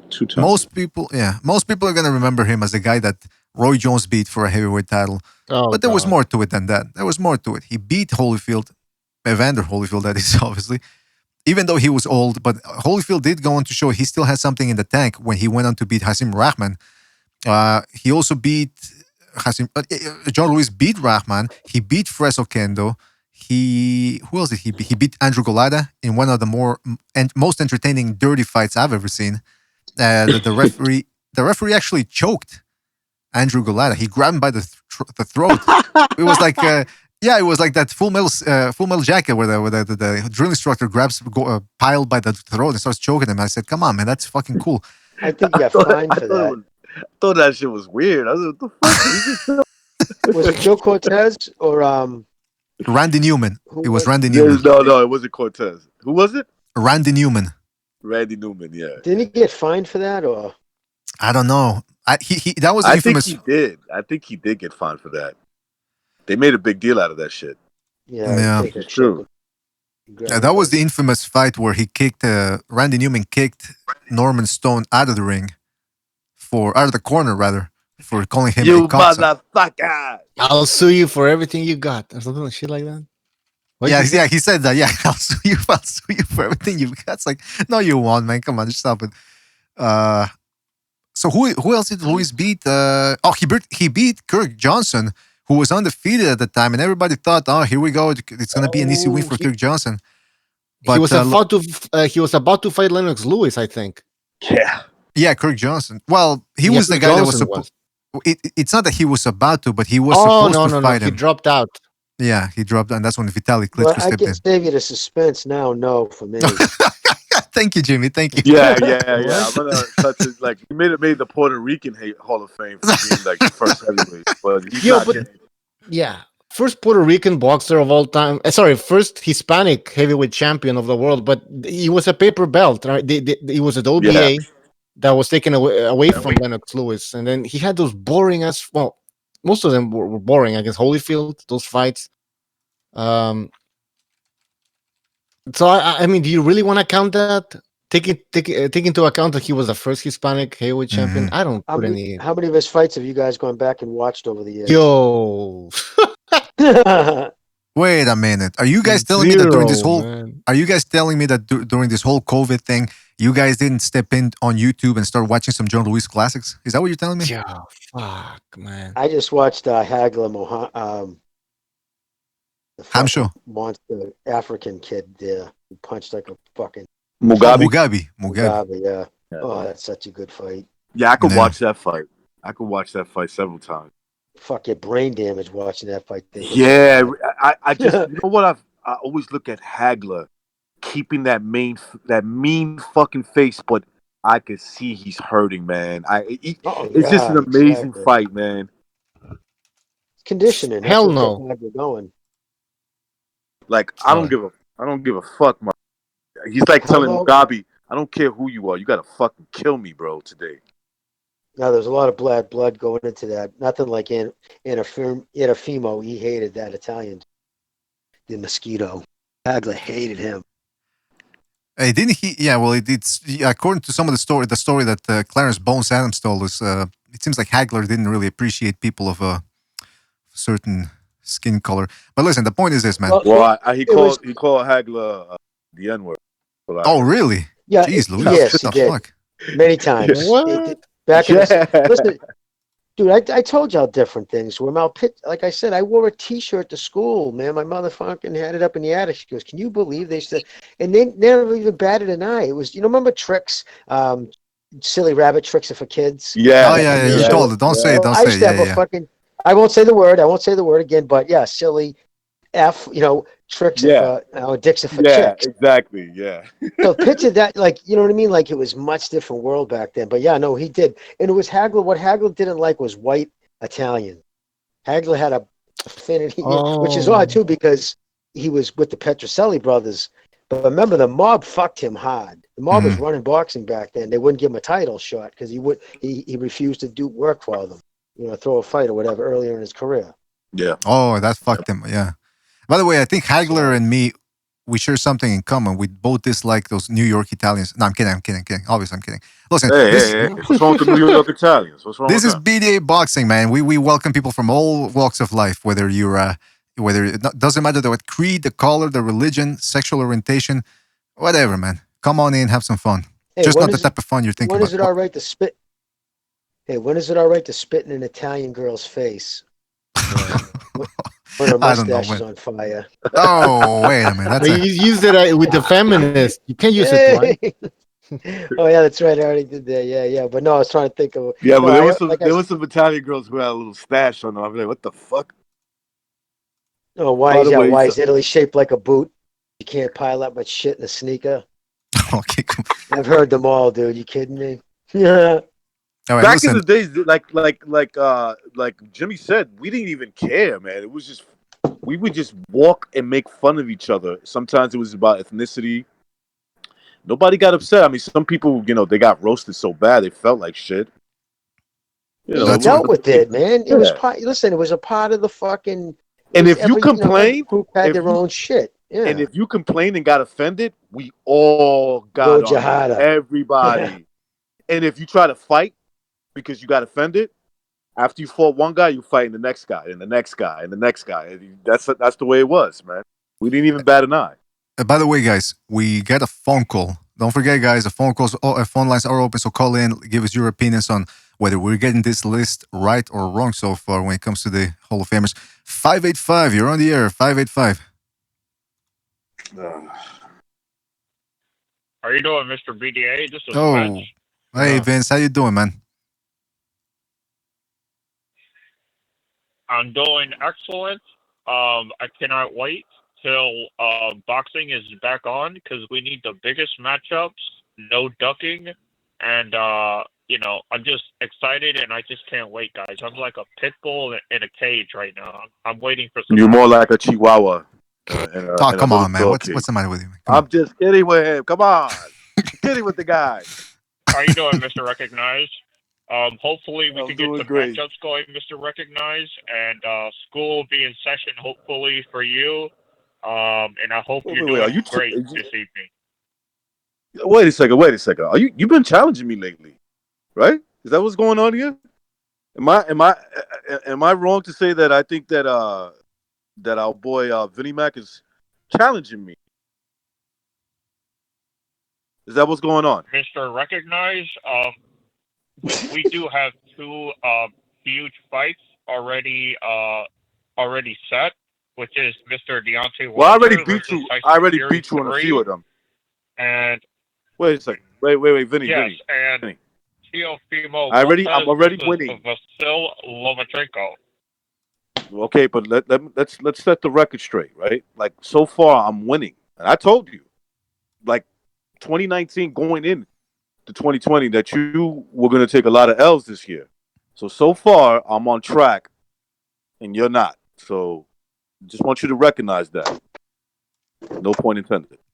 All right, listen, Vinny, we got a lot to deal with today. Moving on with this list. Yeah. So what's on your mind, man? Yes, I just want to say Shawn Porter is not a Hall of Famer, but a very good fighter. Danny Garcia is a Hall of Famer in my eyes, Mr. BDA. And I'm not sure, but I will listen on YouTube. And if I disagree, I will just call back Mr. BDA. Thank you. All right, you're gonna keep tabs on us, Vinny. Thank you. And hopefully, Yeah. I didn't Go keep you fuck waiting. yourself, buddy. I didn't keep you waiting too long, right? Like, was it acceptable, the waiting time for you? Oh, absolutely, Mr. BDA. This was very acceptable. Last time I was a little upset. You had me waiting about 20 minutes. And Mr. Johnny Taffy, I believe, was in front of me, and I couldn't get on, so I hung up the phone and very upset. But I forgive you, Mr. BDA. Oh, thank you. You're very generous. And we always try to we always try, we always try to accommodate our callers. Thank you, Vinny. Thank you for calling, man. Take it easy. Go fuck yourself. Bye. Oh, wait a minute. Come on. Thank you. All right. All right. So that was Vinny from Maryland, I believe. I don't know what that phone. He's got DSG going in the Hall of Fame. Danny Garcia in the Hall of Fame. That's what he said. Say that? Did he just say that? Motherfucker ain't the best fucking welterweight in his neighborhood. Fucking Hall of Fame. Isn't there another Hall of Famer coming out of? No, I don't know. They used to be just. I don't know. I'm just busting his stones. Well, let's get it out of the way, guys. So ridiculous. He's never won anything. Let's get this one out of the way. Let's get this one out of the way. Danny Garcia, he had a very good run. He had a very good run between 2011 and 2013. He beat Amir Khan, Morales twice, Zab Judah. Who else did he beat? Matisse, obviously. He did beat Nate Campbell. Yep. Kendall Holt, very good win. But then afterwards, he just seemed to drop, man. I mean, okay, he knocked out Granados recently. He went up to 147. Just not his weight. He lost his at 140, he actually got a good resume at 140, but 147. Typical fucking made a little money and didn't want to put in the time in the gym because there's no. Well, his father said it, Jimmy. Did he really? Yeah, well, his father. Remember, he said, "Why would we fight Keith Thurman when we can get 2 million? Fuck, well, 2 million to fight Rod Salka." Yeah, Rod Salka. Yeah. Why wouldn't we fight the Ron Salkas when we get paid? Yeah, exactly. He doesn't care. You know what? He got the money. He owns some barbershop and he's invested in his sister's career and shit. Listen, that kid hasn't put the fucking. There's no reason why, especially the day before weigh-ins. That's criminal. Guys his size made fucking 140 back on the same day weigh-in. You know what I mean? That's just laziness. No excuse. Yeah, I like Danny Garcia, but no, and he doesn't get in. Not yet, and maybe not never either. Never. He's in the same. I think his time ran out. Yeah, he's in the same category as Shawn Porter. A lot of these PBC fighters, their time ran out. They chose that path. They chose some money. They get complacent. They wanted to fight twice a year, even once a year sometimes. Now they're gonna pay the price at the end of the day because their legacies are finished, man. They won't be able to reach. I'm not saying Danny Garcia or all these guys that they're not scrubs. These are good fighters. These are kids that wasted potential. The whole wasted potential. Was wasted potential, and that's what we're talking about. If you want to get to the Hall of Fame, you must have reached your full potential at some point. These guys never did. And maximize it and go past it. Yeah, exactly. Yeah. I mean, he's not going to get it. He's not going to get it. He's a small line below Shawn Porter in the sense that he's never really. If you would have said at 140, though, it could have been a different story. But he chose to go to 147, chase that big money. I remember at that time when he went up, Mayweather was still on the scene, so it was a lottery ticket for most of these guys. Anybody could have gotten that big fight, so they decided to go to 147. And look, like you guys are saying, Danny Garcia is a hell of a fighter. We just have high standards here, and he has not had enough big wins to get into our Hall of Fame here, which standards are high. It wasn't just Broner; it was the whole PBC crew. Who else? They all chased him up. Broner should have never been past 140 either. You know what I mean? Let me tell you something. When I went to that fight, Shawn Porter and Danny Garcia, I was looking. I had the seats. I was able to see the fighters pretty good. Look at their even their reaction. The kid Danny Garcia, I mean, he's a boxer. He could box. Nothing phases him. You could see it in his face. But it's like, dude, I think that he doesn't realize that he needs to do a little bit more, right? At no point I ever sense him being phased, other than, damn, I'm trying to land that shot that makes a difference in the fight. He takes punches well. He's a strong fucking kid, but he looks like he doesn't have a real true understanding that he could be down on the scorecards. He's thinking because I'm not being phased by anything this guy's doing, I must be winning the fight. It's like, no, you need to understand professional boxing that usually doesn't, what you think is happening is probably what is not what the judges see when they're judging the fight. So it's an interesting point, man. That's a very interesting point because it's true. He's very relaxed. Remember when he's Thurman, unfazed. BDA. But just real quick, remember when Thurman tried to blitz him out in the first 3 rounds, and he was hitting him with some hard shots, and you could tell he was, like you said, his eyes were still on the target. He was watching everything Thurman was doing. Like he didn't panic. Yep. And that's a good point that you made. For a guy his height, he's got big wrists, got big hands. I don't think the kid ever realized, like, had he put a little bit more effort into like being a boxer and a banger, he could have been much better, man. And he has 6 toes. All he's trying to do is land the big shot, his left hand. So with him, right, what he's trying to do, his feet are always, he's like drags that foot along. He's always trying to set up the left hand. So what he does, instead of cutting off the ring, he follows people around. And the minute he's out of position for his left hand, you got him. You just hit him with a jab, step to the side, and he has to swing around and get in that position. He's so prodding. It's crazy. Mm-hmm. Yeah, man. But don't forget, man. He like that point that Recognize made too. Like he's so relaxed to the point where he actually thinks, well, I'm not phased, therefore I can't be doing that bad. Oh shit! Hold on a second. Right. But you know what though? He's got good power, man. He's got good power, and I think it's because of that 6th toe. He's got 6 toes, and I think that gives you maximum power. I think. Yeah, that's crazy, man. He's got 6 toes and shit. That is insane. I mean, that yeah. What a repulsive creature! Coke back in the day. What a repulsive creature you are. Hey, whoa! I didn't say that. Listen, now we got Gonzalo on the line. Gonzalo, you there? Hey, how's it going, Mr. BDA? Good, Gonzalo. Good. Thank you for asking. What's up, Gonzalo? Hey, recognize Jimmy. Good to have you on board, Gonzalo. Ese mi canal, Gonzalo. Es mi canal, claro. Hey, Gonzalo, we're talking about where we left off a couple of weeks ago, where we're talking about Hall of Famers, and we're talking right now about Danny Garcia. So let's go to the list right now. So far, we've gone through John Ruiz will not make it. Garcia would not make it. Shawn Porter wouldn't make it. Vargas wouldn't make it. And so that's the list we've got so far. Let's go to another name real quick now that Gonzalo's here. Hold on a second. Let me put this Danny Garcia on the done basket. All right, here's an interesting one. Butcher, do you have a suggestion or you want me to just pick something at random? Just whatever. I don't care. All right. Marcus Maidana. No. Right off the bat, Butcher? Yeah. I'm very strict. Biggest wins, Ortiz? Bronner, Ortiz. He beat Josecito Lopez. Morales. He knocked out Josecito Lopez. He shouldn't be in. Yeah, exactly. That's what I'm saying. Yeah. He was. Mickey Ward won Fighter of the Year 3 years in a row. He was in the Fighter of the Year. He was in a crazy fight, and he didn't get in. So if he didn't get in, I don't think Marcus Maidana should. And that put him in that same kind of, spoiler role. Was he ever even a champion? He was like a title holder, right? Maidana, title holder. Yeah, I think he was. Didn't he?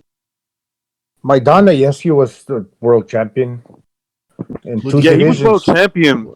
But I tell you right now, and he was a 2. That I believe he. Am I saying this right? 2 weight class world champion. Did he win at 140?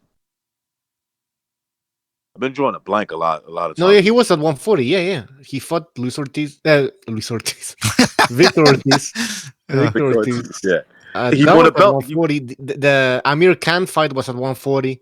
Yeah. I don't know. I gotta say something though.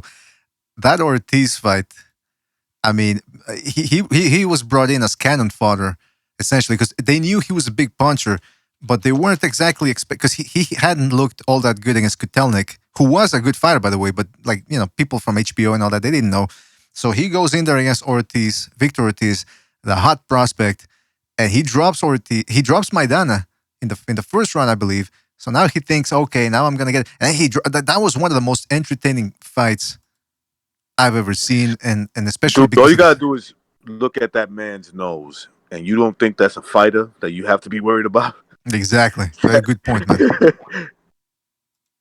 Also, one of his biggest claims to fame was the first Mayweather fight that a lot of people thought they won. I personally thought he lost both of them very closely, but you can make an argument based on activity, how he pushed Mayweather back against ropes, that fight was really, really close, the first one. Mm-hmm. Yeah, the guy had the first one he won.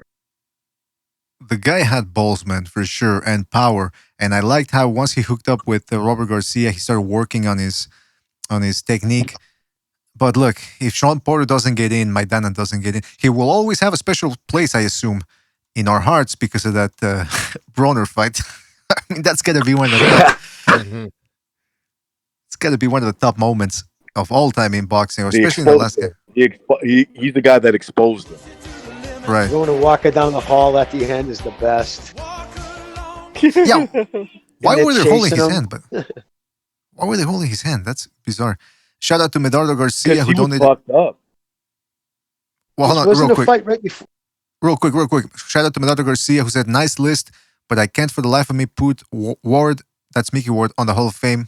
Oh wait, are you saying Mickey Ward or Andrew Ward? Medardo, thank you for your contribution, man, and appreciate it. And you keep the show going. Thanks a lot. All right, so what were you guys going to say? Sorry. Okay.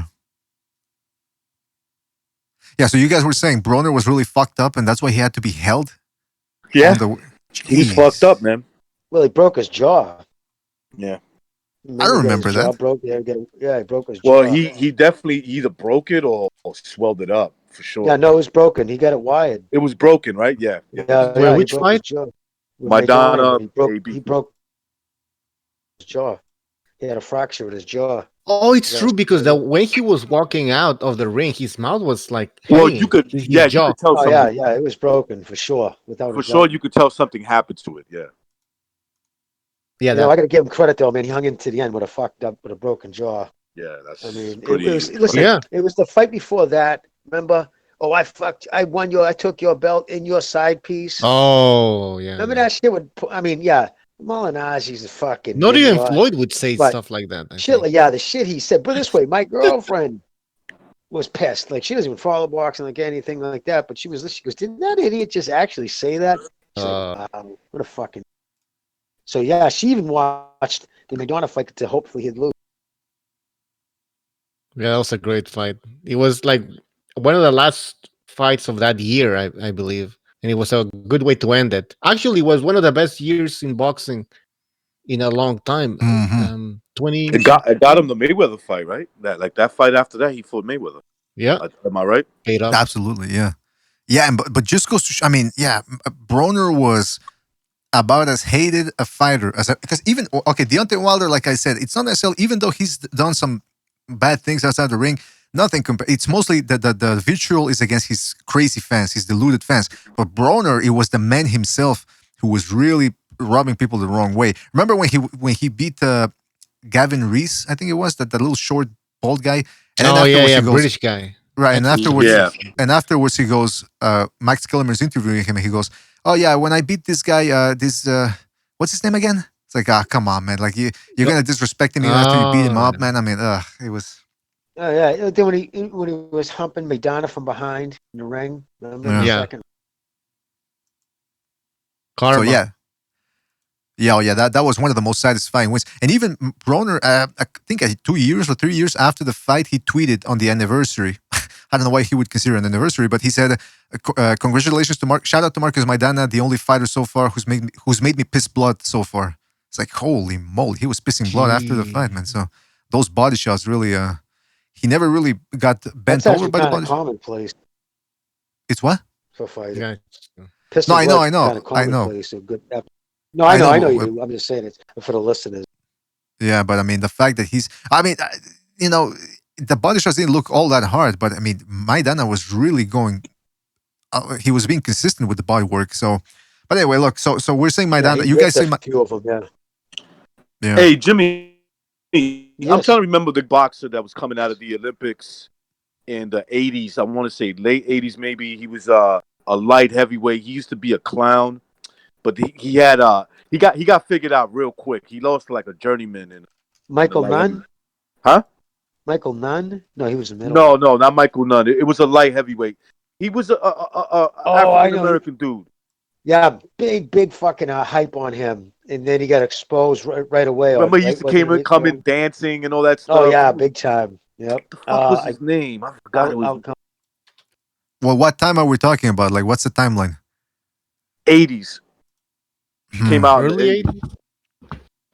Late 80s, I want to say. I think he was on the 88 box. I think he was on, might have been on the 88 Olympic. Anthony Bayard? No. Andrew, Maynard. the fuck was his name, man? Damn. Somebody's saying Andrew Maynard. Andre Maynard. Yes, that's him. Andrew Maynard. Yep. Jeez, I didn't even know Maynard that one. always reminded me of AB. AB always reminded me of him. Always reminded me of that dude. Andrew Maynard. But Maynard got figured out pretty quick, man. Man, his record was turned out to be. He's Andrew Maynard. Like Jimmy said, he was in an Olympic team. At former boxer who won the light heavyweight gold medal at the '88 Summer Olympics. Whoa. Well, back then everybody was winning gold medals for the USA. It's not like today where a guy gets a bronze and everyone goes, "Whoa, let's sign this motherfucker up." This dude came in dancing one day. 84 and 88 were two of the best Olympic years ever. Those two classes were by far in my lifetime. They were crazy. I remember watching him. I was young, teenager, and you know, he would come in with these fucking antics, and when he got beat up, I forgot who was the first guy that whooped his ass. Boy, I never enjoyed boxing so much at that moment because I was like, this dude is dancing coming in. Like, yo, what the fuck? He's like doing these 1980 moves and shit. I'm like, it's just a clown. Yeah, like he's weird. He was popping like he was about to break dance. Yeah, and this was before Prince Nassim Hamed and all these other guys that, you know, it's pretty commonplace now to see a lot of these guys clowning around, but back then it was like, what do you like? Even Muhammad Ali, who was considered a bit of a clown back then, he wasn't, you know, hamming it up as much as some of these guys do now. To me, you're not focused. How are you focused if you're doing that? Right. You know what I mean? Like if you're you're doing a choreographed dance and shit like that would piss me off. I mean, I wouldn't want anybody to touch me. I wouldn't want to be talking to anybody, looking at. You know what I mean? You should be thinking. You should be in that zone. Guys come out all dancing and fucking whatever. I remember Jorge Pais. He was hilarious, man. El Maromero, the circus clown. First guy. He grew up in a circus and actually had fights in a circus. He killed the Mohawk, right? The little Mexican with the Mohawk. Yeah, that's right. I love that kid, man. I used to love his fights, man. The kid came to fight Jimmy, too. The guy that made me the guy I became a fan of him after he whipped his ass was Bobby Ches. Bobby Ches beat his ass. You're talking about the other Bobby guy, Ches the Andrew. was good. You're talking about the Andrew. You're talking about the Andrew guy, right? Bobby's right. When he fought Bobby Ches and Bobby Ches beat the fuck out of him. Yeah, I was so happy. All right, so listen. By the way, I got into a fight with a midget once at a circus, so I'm not a big circus guy because of that. Especially because I got beat up by the midget. I heard you lost. Yeah, I did. That's why I don't like the circus anymore. All right, let's go with a guy that. Because it's been no. Let's go to a guy that might have a chance right now. Roman Chocolatito Gonzalez. Oh, hell yeah. Yeah, absolutely, without a doubt. It's a hell yeah for me. Unequivocally. Yeah.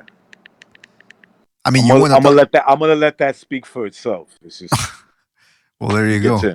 And people in the chat room are saying, fuck yeah, Zapata Boxing, Boxing Virus, G Boogie, Renegan Sensei, Straight G Turo, everybody's saying, yeah, no doubt about it. I'm waiting for a no. Who? I didn't hear who you said. Roman Chocolatito Gonzalez. Chocolatito? Yeah. I don't. I'm just fucking around. I was about to kick you out of the Discord there. For a split second, I was about to. Dude, Chocolatito, man, that kid fucking all day. All day. I don't know if he gets in. I'm not sure. Yeah, I was just fucking around. Remember when he lost the LDBC? When he lost, the LDBC was like, "Oh, who was this guy? See, he just lost." He wasn't they that great. crucified him. It was ridiculous. The kid Yeah, was they. fucking. Was a Sorry, the kid finally lost after challenging 12 guys in a bar fight, and he got to 12. He lost. Like, sorry. Yeah. Remember some of his performances against world-class fighters? Crazy. Yeah, man. That's the thing, though. We're talking about longevity. We're talking about high-level performances. We're talking about big performances, rather, big wins, skills, the whole package. That's Roman Gonzalez right there. A real-life, breathing, living Hall of Famer right there. By the way, shout out to True School Sports who's in the chat room. True School Sports. I remember him. Sure, yeah, he's been around for a while. Big time. Yeah, so shout out to True School. That's where we got that's where Bucho got the video of when True School was doing a stream, and this guy shows up. Raekwon, yeah, he's just. I'm standing for black people. I'm standing for black people. 40 years. 40 years. I mean, 400 years. Look, it's 40. He's saying 40 years. Yeah. I'm like, what? 40? 40 years. But all right, so you guys are saying 20-year-old kid's been standing up for his people for 400 years. Yeah. Retard couldn't scratch together fucking gas money. If you see True School Sports face, he's like, just laughing. He's laughing like, well, who is this guy? Like, what happened? Yo, that was too funny, man. He was confused. You're like, what the? Is this real? That's the great thing about the internet. You never know who's gonna come in next. I mean, it's just sensational. Just sensational. All right, so I think with Roman Chocolatito Gonzalez, everybody said yes. So, by the way, Jimmy, can you see the screen that I'm sharing, where I'm showing the photographs and all that? No. Sorry. Check out. Well, just click. Yeah, I can see a corner of it. Hold on, wait a minute. Click on it. Yeah, now I can. Yeah, there you go. All right. So that's what we're using here. That's what we're using here. And by the way, with Roman Gonzalez, since he's, I think so far out of Manny Pacquiao, Andre Ward, and Gonzalez, they're the ones that for sure make it in. We're talking about the high standards. These guys live up to that high standard of the Hall of Fame, our Hall of Fame, not the International Boxing Hall of Fame. So Chocolatito, absolutely. Don't forget, guys, phone lines are open if you want to call in and give us your opinion on everything that's been going on. Let's go to the list again. So guys that have made it so far that we say do make it into the actual mythical Hall of Fame: Manny Pacquiao, Ricky Hatton, Timothy Bradley, Andre Ward. That one, there was some resistance from people in the chat room because of the hijinks that Andre Ward was up to. I didn't like him, but he's got to get in. Yeah, he has to, man. Otherwise, this whole thing doesn't. We got no standards. Triple G and Roman Gonzalez so far. And as you can see, that list of guys that won't make it, the ones that are in red are the ones that I protest. That's right, protest. Me too. Like a hippie. I don't want to sound like a hippie or anything, I'm not against democracy or anything, but you call me a hippie to my face. Call me a hippie to my face. All right, take it easy there. Take it easy, recognize. I'm just saying, you call me a hippie, you do it to my face. All right. Take a shower, bro. Take a shower. Oh yeah. Yeah. Social distance. At least you don't take showers anymore during the show, like you used to 2 years ago. It's like, come on, man. Wait a second. Yeah. That was or lifting weights. I don't remember. I did. I had some bad moments. Yeah. Nothing beats boxing style and the fucking whole closet falling on him while we're trying to do a show here, man. All right. Yo, he broke into somebody's house. I'm sure. While he was talking to us. I mean, come on. You can say that. Allegedly. Well, he broke into his own house. One of the two. He broke into somebody else's house. He left the keys at home and he snuck into. All right. Let's go with another name here. Daniel Jacobs. No. Yeah, no. Negative. Very good fighter, but always a top contender type. Not the best guy of his weight class. He was never. You gotta at least be like the best guy. At the very least, you gotta be, like you could look. I'm not gonna go with the whole lineal and all that shit. I mean, at least if you're considered the best of your weight class to a certain point, I think that we could start talking about you getting into the whole. I hope that makes sense. Okay, so let's talk. Okay, well, let's get other people's opinion, and then we'll go back to that. What he has to do, because he's still 32, 31. I think he can still get a couple of good wins. And what does everybody else think? He's still pretty young. Yeah. Good side, good story outside the ring. Oh, come on. Inspirational. Yeah. He always does Cancer. just enough to lose. Exactly. So that's the definition of a contender. Yeah. He's a contender. I mean, I'm sorry. No, I don't think so, man. Not enough big wins. Fell He short. said he rates himself higher than Canelo and Golovkin. Oh, wait a minute. Cannot have made that statement. I mean, he can say whatever he He ranks himself higher than Canelo? That's right. Well, I think the listen. Well, at least he's objective. What's that? That's his objective, he said. I mean, I rank myself higher than Canelo. Does that mean anything? Yeah. Fell short against Golovkin, fell short against Canelo. That's it. Yeah. I mean, he might have another shot at some point. But we'll see what happens. So far, no, and he's 34, I believe. That's right. And he's at 68. Those 68. guys, they're monsters because they're younger, they're undefeated. They're career 168 pounders. Yeah, he's going up.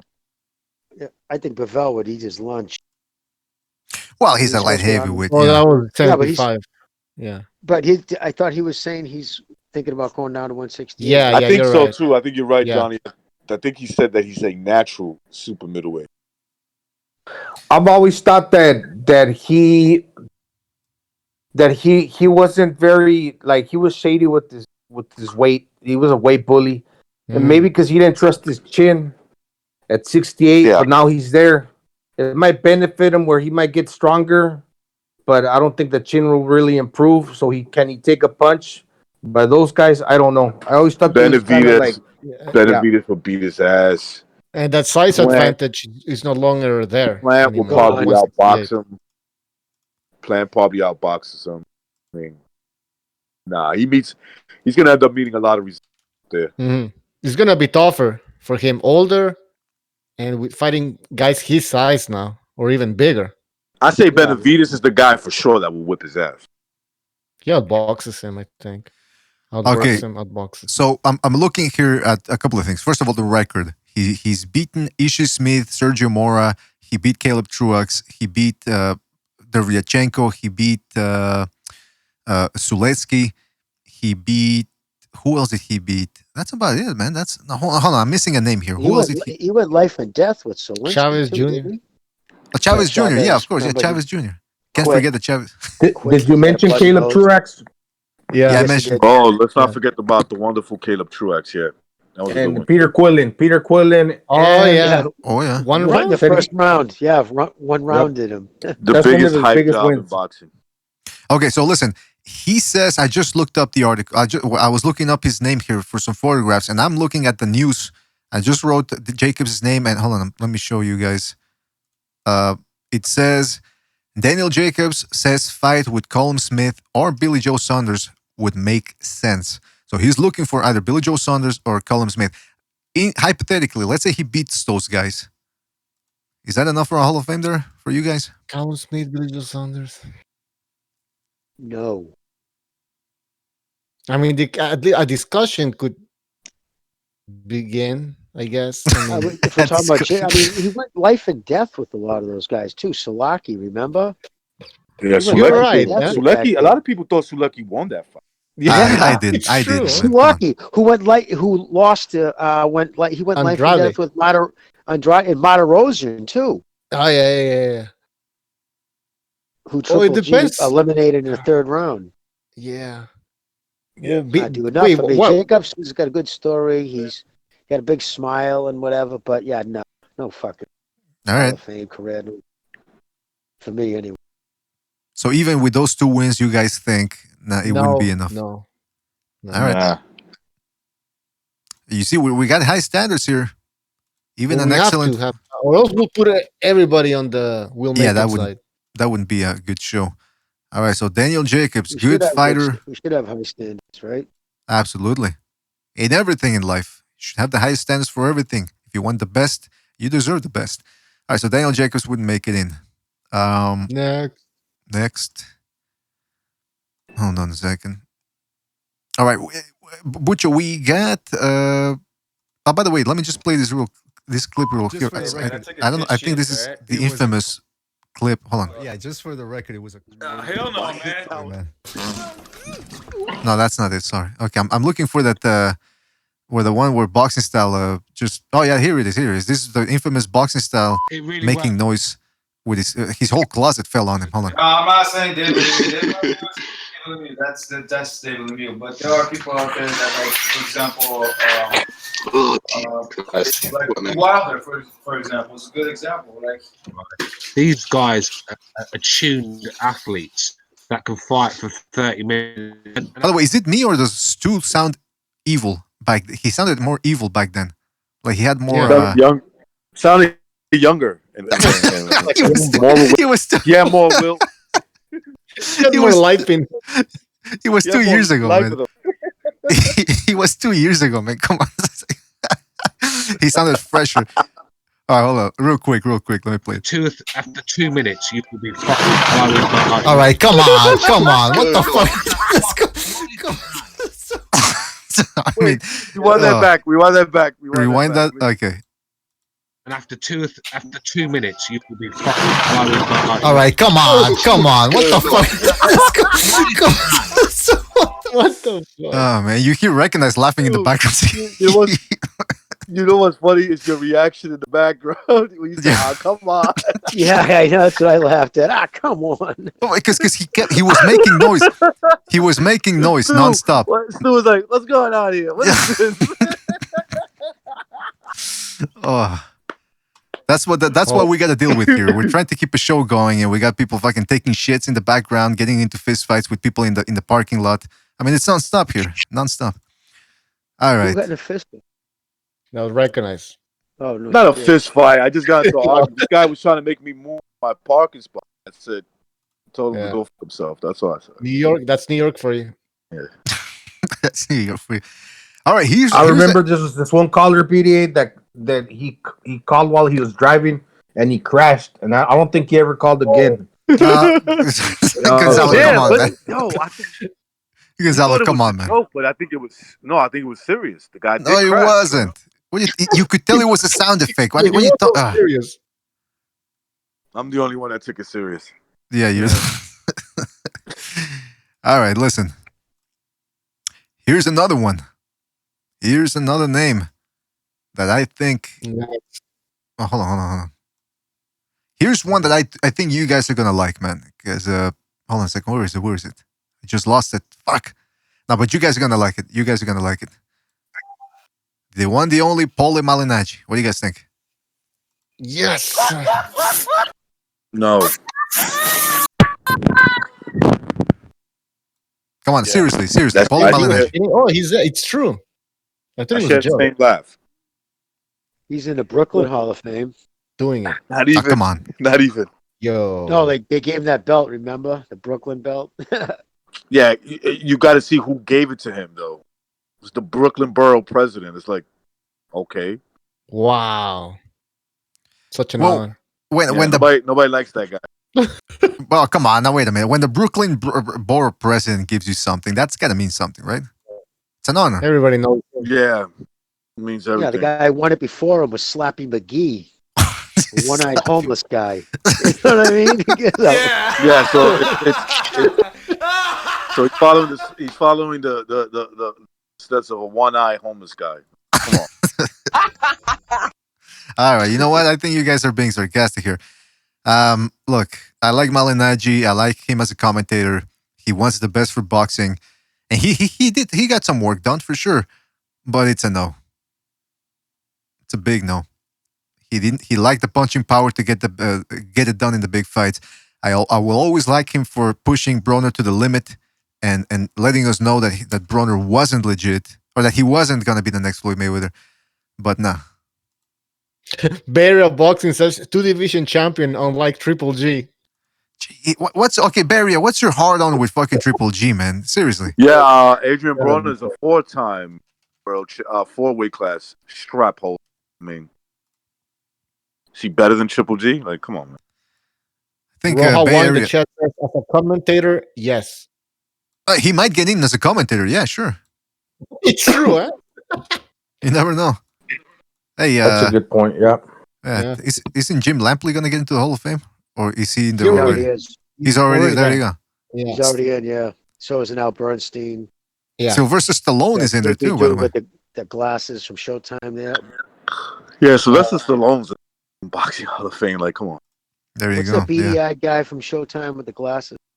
Farhood. Steve Farhood. Yeah.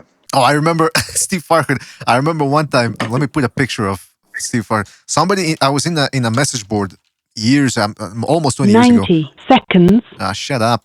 I was in a message board almost 20 years ago, and it was divided by contemporary boxing talk and historical boxing talk. And the historical side, it tended to be, there was one guy in particular that was always mean to everybody else. And I think he was an older guy. He must have been like in his 50s. And one day, one guy goes, they were talking about Steve Farhood, and one guy goes, "Oh, Steve Farhood, the nerd of boxing's nerd." And the guy, that historian, went wild, like, "Well, why do you call him a nerd? Because he likes history and because he likes to read." Like, not take it. The historian actually ended up getting banned, which I thought was excessive. But I mean, just take a look at Steve Farhood and don't tell me he doesn't look like a guy you would, like he used to get locked in a locker back in high school. Yeah, he used to get Looks like a guy who would have a lot of fucking catalogs for kids' clothing. Oh, come on. Wait a minute. You know what I'm saying? Come on. Would you be surprised if they found questionable shit on his computer? Yeah. I mean, you're going to... So. No, Wait, I'm not saying there is. I'm just saying I wouldn't be surprised. I wouldn't say, really? Steve Farhood? Sure. Really? You guys are making me sick. You guys are making me sick with those jokes of yours, man. Come on. All right, that's enough laughter. Enough. Hey, Freddie Steele says, good question. Is he related to Bob Saget? But you know what's fucked up about Bob Saget, dude? I saw that motherfucker live once. That dude is one of the raunchiest comedians you'll ever see live. It was crazy because I remember him from, what was it, Full House or some fucking gay sitcom. And I remember I had to go with my wife at the time. She was in charge of event planning anyway. So the Prudential hired him. That's the reason I was there. But I remember when I saw Bob Saget, I'm like, what? All of a sudden, this dude gets on stage, dude. He was fucking funny. He's like, my wife, oh man, I'm nuts over her. I really am. Yeah, she's 12. She stands as 12. But he said shit like, yeah, but dude, he was, really. He would say racist shit. He really was fucking nasty. Damn. I think that was his shtick. Yeah, you wouldn't expect it. You know what? It was because he was the America's Funniest Videos. Yeah. Family videos. Exactly. Oh yeah, he was there. So you think, I'm like, oh, that's my impression right away. I'm like, what? Fuck, I don't even have no pills and nothing I could take. I can fucking do this for 45 minutes sober. But no, I didn't even regret it. He was sober. Yeah, I mean, he was fucking off the hook. Bob Saget, Comedian Hall of Fame, I suppose, as well. Or at least in America's what was it called? America's Funniest Videos Hall of Fame, for sure. All right, if you listen to that name pretty quickly, it sounds like you're saying like Bob Faggot. Yeah. That was the joke back in the day, man. Come on, you're going way back now with these fucking jokes. By the way, Bucho put Juan Manuel Marquez in here, but he's already gonna make it. He's already scheduled to be in this. He was actually gonna be in there this summer, but they had to postpone the Hall of Fame inauguration because of the COVID thing. But yeah, Juan Manuel Marquez definitely makes it in for sure. By the way, BoxRec got him as the greatest Mexican fighter of all time, above Julio Chavez. How did they decide that list? Because they also had Margarito in the top 10 and Miguel Angel Gonzalez. Like, what's up with that list? Wait. That's right. Yeah. Say again. Who said that he was above Chavez? Well, I saw some snapshots on that BoxRec had him posted. I don't know if that's true, if that's legitimately what BoxRec, but that's what it said. Yeah, well, I'm assuming it is. Has a head injury. I don't think so, man. Yeah, no way. Yeah, I think the guy's been listening to too much Bob Chavez Saget. might Then. be number one, or at the very least number two. He's no further than that. Yeah, they got Salvador Sanchez like listed number 7 on that list, and Who? the guys that you mentioned, Mucho, they're above him. Or BDA, the guys. Yeah, They've had longer careers. That's why. Yeah.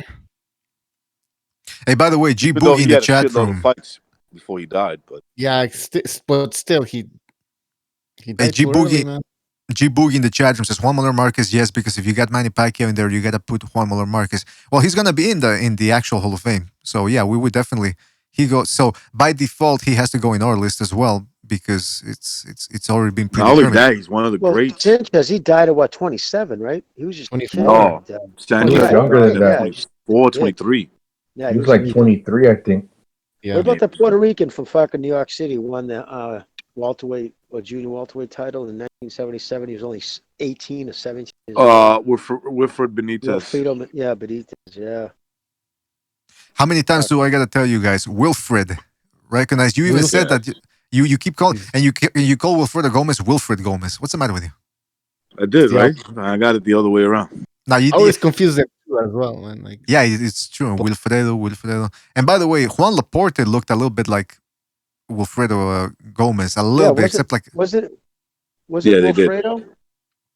It's Wilfredo Gomez. Wilfredo Gomez looks like he could be fucking Danny Garcia's father. Well, did you see how he looks now? The guy. Oh yeah, right. He looks like he's terrible right now. He's fucked up. If you're gonna be boxers short, don't usually age well. yeah. If you're gonna be short, you can't be fat. You just yeah, can't that's do the it. thing. Yeah, you're gonna look like All right. Broner's father. Remember? Oh yeah, he looks. Who said that he looked like the fat guy from Spawn? You said clown. Come on. Yeah, the clown. All right. All right. Hold on a second. All right. Let's go with.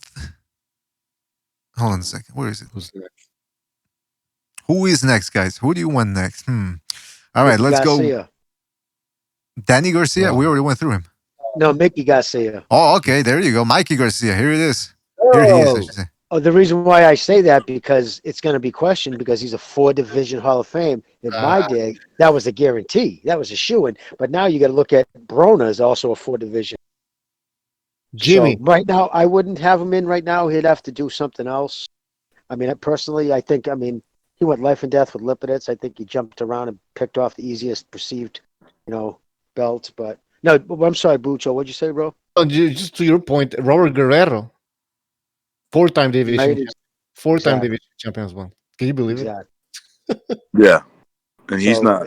He's not going in. But again, that used to be a fucking shoe. If you were 4-division, forget it. You were in. But now, Yeah, these guys made a mockery of that. Yeah. That standard now. Yeah. I'm gonna say he doesn't get in, not yet. He has the ability. You know what I mean? He's 1 or 2, belts away, but I don't think his heart's in it. I don't think his. You know what I mean? He hasn't lived for boxing. All right. Gonzalo, what about you, man? What do you think? Not quite yet. Just the fact I found it curious that when he lost to Errol Spence, they retained him in the pound for pound list. And we all know that he left the division because he didn't want to fight Lomachenko and take an L. That would have been the legacy defining fight. If you would have beat Lomachenko, I would have said yes. But since he moved up and lost, and from here on forward, depending on what he does, he will probably most likely get in. But just his whole career and the way he's carried himself has kind of been a disappointment to us boxing fans. But as far as money-wise, on a personal level, he's done good for himself. But it just kind of rubs people the wrong way. Barry Mokokner, sorry if I fucked up your name, in the chat says he dogged Lomachenko. And that's a good point because if he would have fought Lomachenko and beat Lomachenko, we might be talking about him being in the Hall of Fame. Yeah, I'll be definitely saying he's in the Hall of Fame. Yeah, Sure. but he chose this money path, right? Because he wanted to fight Spence. He chose cash over legacy. Exactly. Yeah. Even if you would have lost Bucho in a close fight, even if you would have lost, it still would have been good. There might have been a rematch. Who knows? But why Spence? I think Like, 140.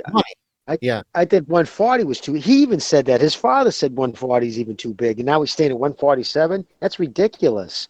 Remember, he went life and death with Lipinets. That was the belt. That was his fourth belt that he was picking off, and by easily. And I like Lipinets. Don't get me wrong. You know, he's a good fucking tough kid. But of course, he was the easiest belt at 140, and he won the easiest belt at 135 too.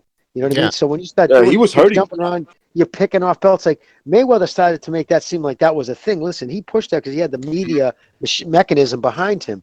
Back in the day, like nowadays, well, Triple G, the first thing people say, why do you go to 168? Guy, from time immemorial, majority of fighters stayed in one division. The vast majority. It was a few. That's the reason why you made it into the hall if you did do it. But if you had same-day weigh-ins, you couldn't jump around division to division. You literally had to outgrow your division. You had to clean it as well. I mean, you can't just win the belt and move on. Oh, yeah, I'm a 2-division champion. Next belt, next belt. Come on, man. You got to stay in the division. Maybe that's the hardest part, to actually stay in a division and defend your titles multiple times. That's the hardest part, I think. I agree. That's why when I hear people say, well, you know, Triple G stood in one weight class, Marvin Hagler stood in one weight class. I'm like, dude, what those guys did was just pretty unbelievable. I mean, I'm sorry you can't see that. These guys were champions and were giving people giving top contenders the chance to be the man. Like that's part of like measuring greatness. I mean, the guy can make weight. Yeah, if he doesn't want to fight Lomachenko, I'll give him a pass. But do some work at 140 because 147 ain't your division. Fight Ramirez, Prograis, and Josh Taylor, and beat the guys of those caliber, and then we could make a claim that he should deserve to be in the Hall of Fame because those would be great fights. That'd be good work. The money's at 147, Gonzalo. You know what I mean? So he's chasing the fucking money. I got no respect for that. I just don't. I don't. Ugh. I understand trying to put a personally, I don't care for that. Like, I don't understand fans that say, "Well, he's making a lot more family money." Recognize his family. You're not gonna care about him after he retires, right? Yeah, these people who say that, is this motherfucker paying their car payment or something? I don't understand these guys who work at, you know what I mean? They get all excited, start tweeting about how much money some dude made. Yeah, what, you sucking his dick? You a sugar daddy? What the fuck's going on? Why do you care? Yeah. Why do you care how much money he's getting in the bank account? I'm talking about as a fan. We're paying for the pay-per-views anyways. We're paying for the subscription. It's not like we're spending money on boxing. We can have a say on what we want to see and what we want to watch, right? And that fucking Spence fight should have never been a pay-per-view. Oh, and it was a horrible fight. They're speaking about that. Sorry, Jimmy. No, go ahead, brothers. That they're speaking about that after the corona, this was going to happen. Spence is going to fight Danny Garcia. Then Manny Pacquiao is going to fight Mikey Garcia. And most likely, Manny Pacquiao and Errol Spence will fight after that. Right. They're These guys, Pacquiao. They're just aging Pacquiao more. That's all that is. It's all they're chasing a fucking. I mean, Pacquiao. I mean, to his credit. To his greatness, he's still, he beat Thurman, absolutely, but he's the fucking shell of himself. Yeah, of course he is, man. He's you not. know what I mean? So it's like it's crazy. He hasn't knocked out anybody in 10 years. And here's the thing. And here's the thing, Jimmy. Not only that they chasing this old man for the big fight, they're aging him on top of that. They're aging him even more. They're like, let's wait a little longer. I hope that way when you do fuck themselves. If Pacquiao loses to Mikey Garcia, they want and let's say Spence wins, Mikey wins. Well, we're gonna see a rematch. Well, who's gonna care about that? Exactly. I just think about being Heyman. He had to pay fucking his tax bill to fucking get him to fight, and all he's done is he gave him 2 pay-per-views. He fought Broner and who else? Spence. Keith Thurman. Yeah. Keith Thurman. Oh yeah, Keith Thurman. Yeah, that's right. So he got you figure then on top of that he got paid for $20 million. So if you do the math and you look at the numbers he did, he still owes Heyman or somebody whoever paid off his tax bill money, unless he paid. I can't see him paying it all off. That means he would have fought one of those fights for free. Yeah. Well, wouldn't this be the last Pacquiao fight with the PBC? If he fought I was told it was supposed to be 4, but there's no. Then again, he already kind of reneged. Remember, he suddenly pulled out, and then he was actually in talks with Arum to fight Crawford. So that's a thumb in fucking Heyman's eye. All right, so sometimes I think that Mikey Garcia could beat Manny Pacquiao if he caught him with that right hand that Marcus caught him, that counter shot.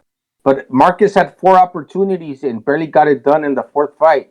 So I don't know. He would lose a lot of early rounds because Pacquiao, even though he's old, he's still faster and would put those rounds in the bank. But anyway, sorry, BDA. No, that's okay. That's okay. Were you guys talking about Mikey Garcia still or about Errol Spence? Mikey Garcia. Well, the potential fight that Mikey Garcia would be facing Manny Pacquiao and Errol Spence would be facing Danny Garcia, and the winner of those 2 fights would face each other. All right, so so we said no to Mikey Garcia, right? No. No. 9. Not yet. 9. Yet. By the way, how do you write Mikey Garcia? Is it Mickey Garcia or Mikey with no C? M-I-K-E. There you go. Why? Okay. Why they call him Miguel Garcia? Why do I get it with the Mike? Why they're gonna Americanize him? Come on, what's this? That's his real name, right? Miguel. It should be, yeah. Stay true to your Mexican heritage, man.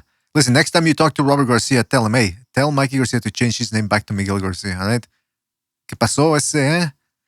¿Estás orgulloso de tu carnalismo? All right, who else we got next, man?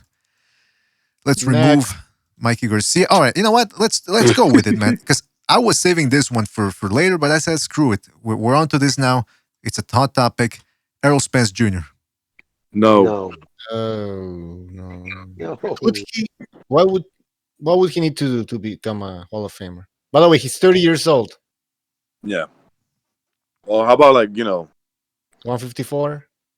Go up. Well, I mean, if he's going to stay at 157, at least unify, something like that. I mean, look, his biggest win is probably Shawn Porter. Let's go through his biggest wins. Kell Brook, Mikey Garcia, Shawn Porter. Okay. Shawn Porter was a very close fight that could have went either way. Mikey Garcia was a guy he pulled up 2 weight classes to fight him, too small. And Kell Brook, a guy who got his orbital broken the fight before when he fought Triple G. Those are his best wins. Wow. In a span of 3 years? Yeah. 2017, 2018, 20... Yeah, well, span of 3 years. If I may interject here when it comes to that, I'll just say this. When he beat Kell Brook, and I think I've said it before, when he went over to England to fight Kell Brook, the guy with the title, his hometown, in front of a big crowd, he gets into trouble a little bit early. Kell Brook is causing him trouble, catching him with the right hands. But Errol Spence keeps on coming, breaks him down and beats him. I said, whoa, this young, undefeated power puncher in the other guy's hometown beats him, stops him. That's epic. If he continues like this, Hall of Fame. Then came a very lackluster 2018. And ever since that, look, he's got, like you said, 2 good wins over Shawn Porter and Kell Brook, and adjacent good wins over Chris Algieri and Lamont Peterson. But okay, so let's talk about it then, guys. What does he need to do? And then he took his longest break, his longest professional break after that biggest win. Remember, he goes to England, takes everything that you just said, and then you expect, okay, take advantage. Remember the talk of boxing, he was the toast of boxing for the very reasons you just said.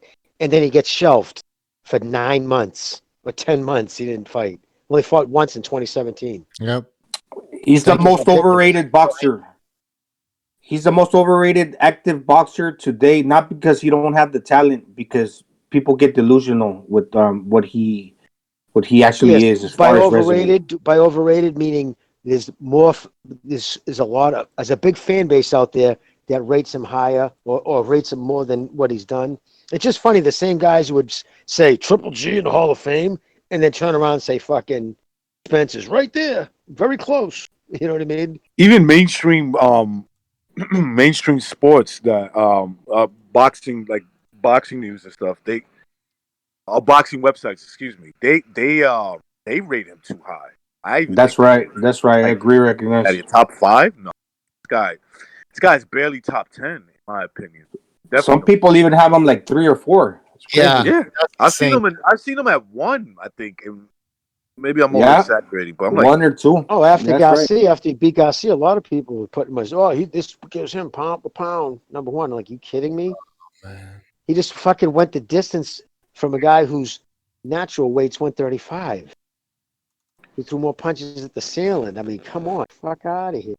And before, 2 years ago, he was a prospect. It was the coming out party. Everybody still had question marks. I believe you even made a video, BDA. It was kind of like that was his step up performance. Will he belong amongst the top guys? That was the test. Was Brooke. So it's like that was this. He was still considered almost a prospect yet till that fight. And what has he done since then? Well, he went Bucho, death with Porter. Yeah, like Bucho told me, man, a couple of days ago. He goes, this guy, and I hadn't realized it. He's already 30 years old, and now he's coming back from an accident, which we don't know if he's going to be able to come back from it. But bottom line, if he can make it and remain healthy and keep on fighting, what does he have to do to get into the Hall of Fame? 1 or 2 more good wins or more? Like, you guys tell me. Oh yeah, I think he needs unify a division, or at least clear one out. Because right now he's openly ducking the Crawford fight. How could you put? You know what I mean? Like, he's deliberately not fighting the best of his division, and now he's going to outgrow that, and now he's going to go to 154. So it's going to have to be a reset. He needs to really put it on. He needs to win a couple of titles. Then there's some news, Jimmy, that he's getting these like new teeth put in and shit. So it's gonna take some time for that to heal. So that fight with fucking Crawford is gonna be like in their back end of their careers, because Crawford's 32, bro, and Spence is 30. So, and I think Crawford's at his limit of 147. If I was him, I wouldn't go any heavier. yeah, maybe he is. I think you're right. I think he's perfect at in terms of like how he carries his weight at 147. I think 154 would serve him. So the Mikey win wouldn't represent a whole lot. Mikey, did I say Mikey? That Manny Pacquiao at 43 years of age. That wouldn't mean a whole That's what lot. I'm saying. All of these fighters, if they beat Pacquiao, right, there's gonna be an asterisk next to that win because of Pacquiao's age. Yeah, and look. At the same time, let's be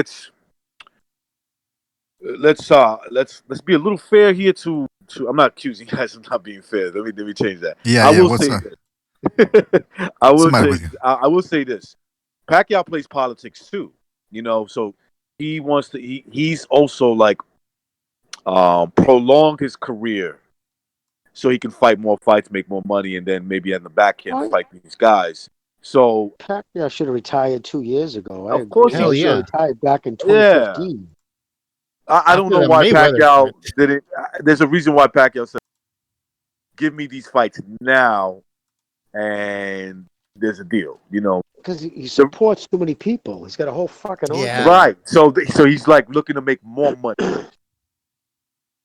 So look, if they get the fight, let's say if Crawford was to get the fight with Pacquiao, and win, it's going to do a lot for his career. But yes, of course, in terms of like historical note, a historical note, we're going to always look at Pacquiao, like Jimmy said, a shell of himself. But that shell is like different. It's just a different beast compared to everybody else's. Well, can I say something about that? IBT Immortal Boxing Truth. Shout out to IBT Immortal. I've seen him in other podcasts, and he says an asterisk next to Pacquiao win is still bigger than most prime wins nowadays. Exactly. So, that's a good point, though. That's how bad the division fucking is. Yeah, you'd have to give him some credit. I mean, that would add to his legacy. Yeah, of course. But who was it that called in the other day, and he brought up a good point too. He says, "How come Errol Spence is talking about?" Oh yeah, it was when we were doing the Mayweather episode, and he was talking about that. The caller said, "How come Errol Spence is talking about? Oh, I could have beaten Mayweather. Blah blah. Clean out your division first. He hasn't beaten Crawford. He hasn't even beaten Thurman. Okay, Porter, it was a good win, but he's got to do more than that than before. Just I can beat all these. And let's keep it. Let's put some context into the victory over Porter. He won a close decision, right? One judge thought he lost that. All right. So technically, when judging your fight, there is a legal official who thought you lost that night. So there should have been a rematch. I mean, we should be talking about a rematch. Yeah, I agree. I totally agree, Bucho. There should be a rematch in that fight. They don't want a rematch, right? They want to. Well, I think Porter's down for whatever. Oh, no. Porter, of course. I don't think Spence is. And Al Heyman. No. Well, see, I like Porter, man. I really like him and his dad. I just think he's limited. I think he uses that bum rushing style. Yeah. But that was the fight that if Spence was something special, he went life and death. Listen, Granados went life and death with Porter. Broner. You know what I mean? Yeah. I mean, so did he really separate himself from the crowd in any way? For me, no, at all. That's a good point. And he didn't. A special fighter.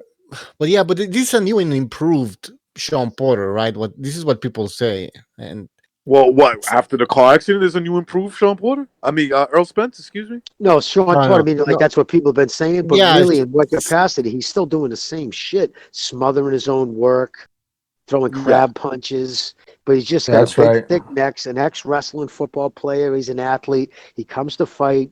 He handles himself as a pro outside. That's a good point. You gotta like him. You know what I mean? But he is what he is. He out-muscles. He didn't do anything different. What he does. Exactly. He did the same thing he does everywhere. And a special kid would have figured him out.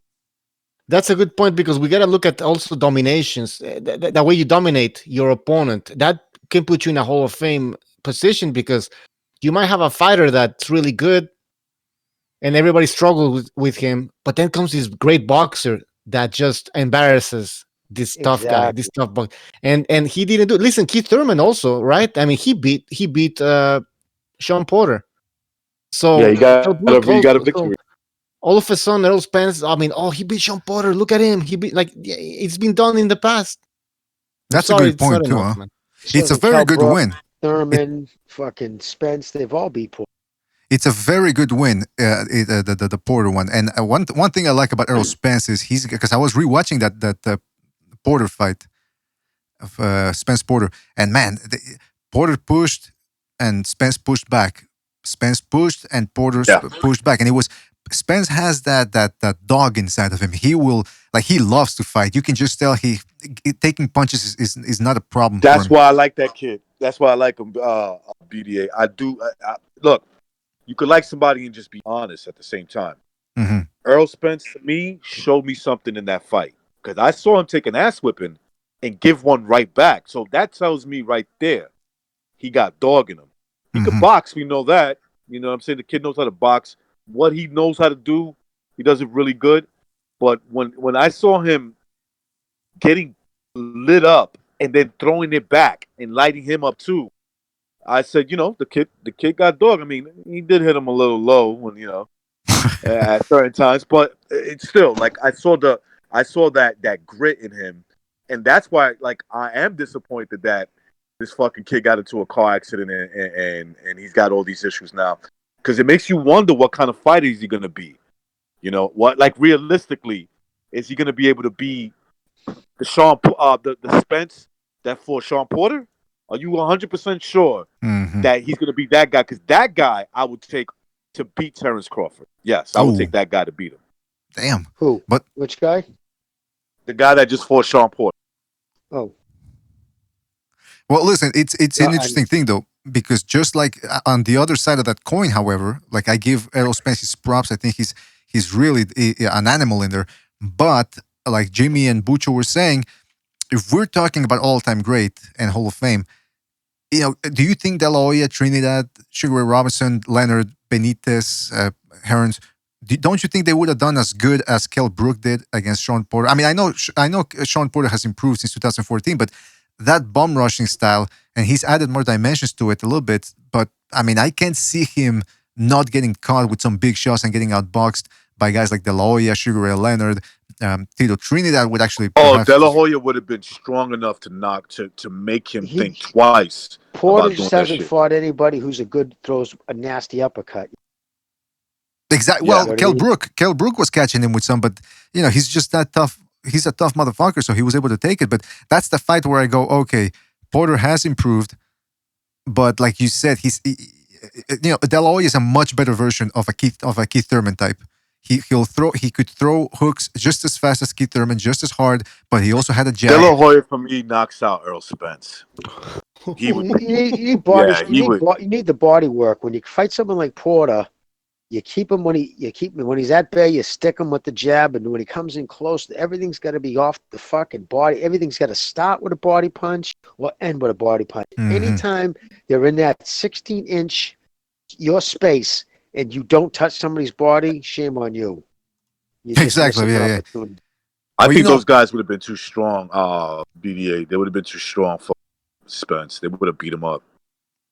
Yeah, a lot of those guys were. Tito and Oscar beat him up. Yeah, they knock him out. Yeah, a lot Porter of those kept guys his were hands up real high. What's that? I was going to say Porter kept his hands up high against Spence. Remember, he kept putting his hands up high and then he'd bring him down low. But many times he'd be in a position where he could get a body shot. But Spence is a southpaw too, right? Yes. Spence, yeah. So he's not there for the left hook to the body because Porter does leave that himself open for body shots. Well, Porter was trying to go. Because in with his head, a lot of people don't work it. Porter was doing the thing you're supposed to do against the southpaw. Like a lot of them neglected the left hook against the southpaw, but he was throwing that right hand, getting close, and then he would dig uppercuts and left hooks to the body. So it's just like Porter is limited. He didn't have the punching power. He doesn't have the punching power, and still he went life and death with, or he gave Errol Spence the fight of his life. So with Errol Spence, we're saying no. Then can I just say something? Did Errol Spence size play a factor in Shawn Porter win? Or in other wins as well? So that's what I'm saying. So this guy he has a size advantage. So I would like to see him at 154. Here's the problem that he would have faced against some of those guys. Those guys are actually bigger than him. De La Hoya and Trinidad are bigger fighters than Spence was. Then on top of that, they were faster at punching. Like they just knew how to get there. Like you don't see Trinidad's lead left hook catching stupid Spence coming in. Of course he would. He would knock him silly. Recognize Errol Spence is a big motherfucker. He's like, I know he's a big kid, but he's not bigger than Trinidad, and he's not bigger than De La Hoya in their prime. He's not.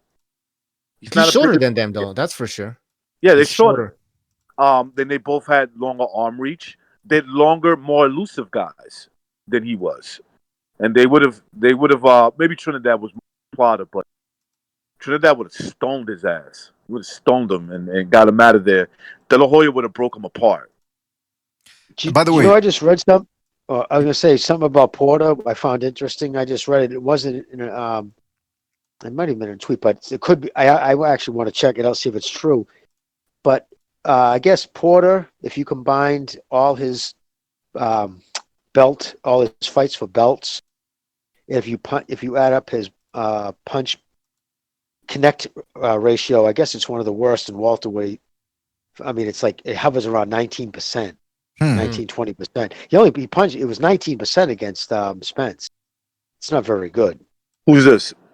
Porter. He flailed. He missed a lot of punches. Oh yeah. It was 19%. I guess he was 20% against Thurman, or 23% against. But you know Thurman. something? It hovers around very low. Jimmy, I was watching that fight and I was watching the punch stats. That shit was, man, that was really off. It was like, yo, you didn't count those punches for Porter. Porter's was landing punches, and they're not counting them. I saw it with my, how they were doing, which I think is fucking annoying. They keep the punch stats as the round goes on. Dude, Porter hit him with like 4 shots, and it didn't go up. His punch. Now, but those punch stats, is that the same as is that the official score, or was that Well, something that I for don't the know. network? You know, Because yeah, that's what I but didn't that know was when the I saw network. the same thing. Exactly. I find it kind of aggravating they have it out because if they put that up, you end up focusing on it, and I don't like that. Yeah, I hate that shit. Yeah. Well, can I say something about? Oh, go ahead, Gonzalo. Go ahead.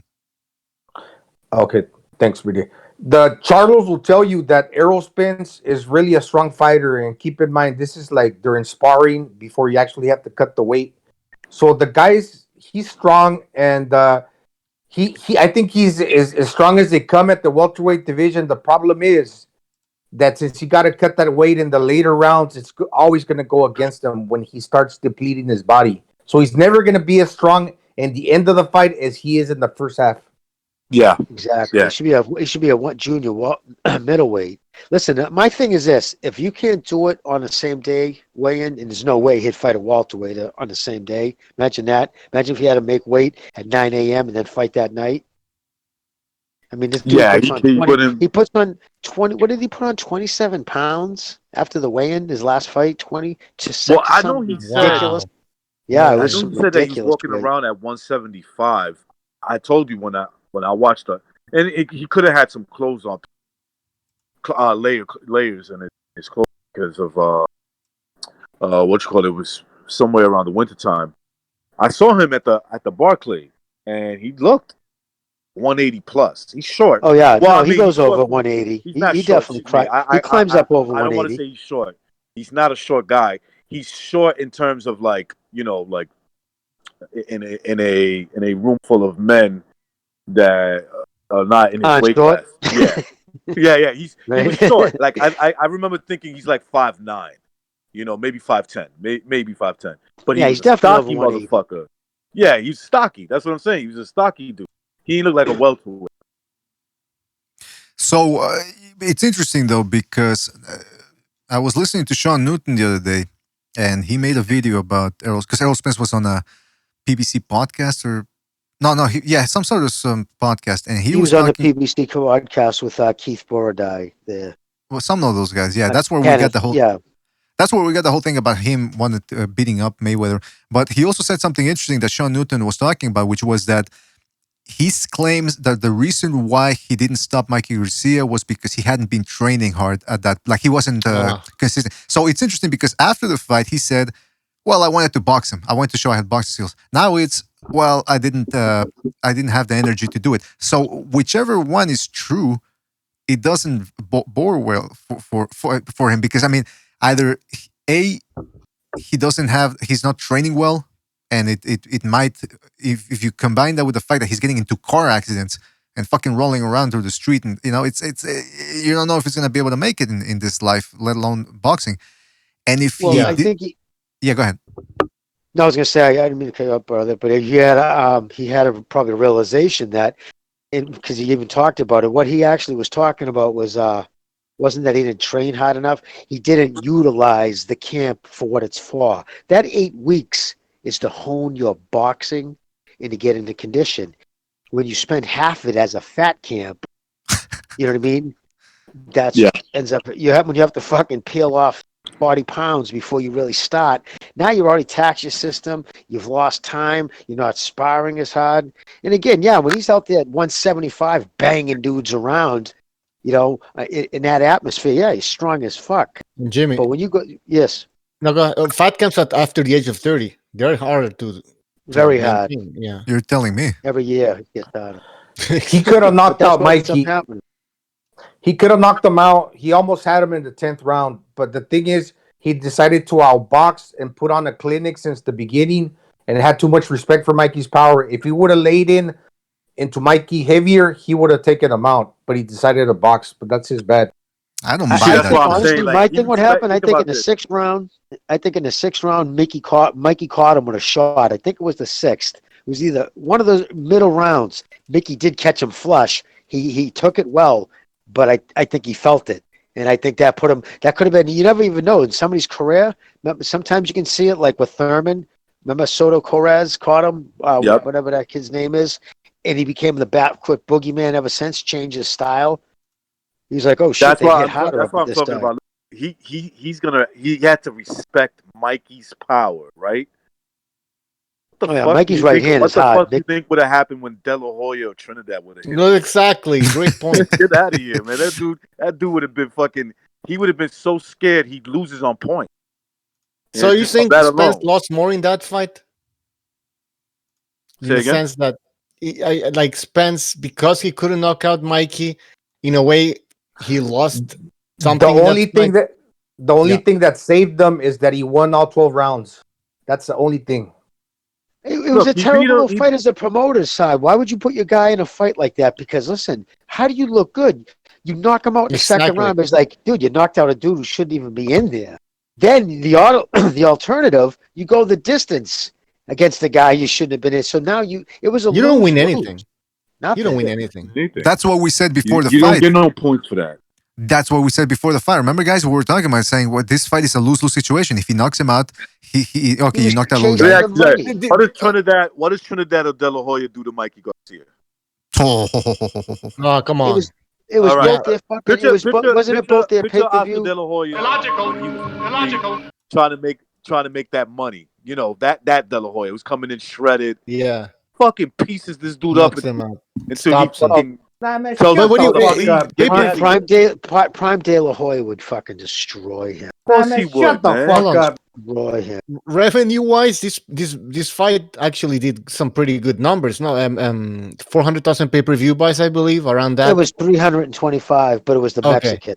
It was the Mexican base. Yeah. It was Mick Garcia. But that was doubt. the whole point. And the That was PBC, the they whole probably, point, whoever put this fight together, they knew it was going to be a mismatch. Or did they have any expectations of this being a close fight? I don't know. Did they? It was their way of just getting paid because Heyman doesn't have any. He has no bank account. He doesn't have a war fund, a war chest. He gets the money from the TV shit, but that's spent like right away.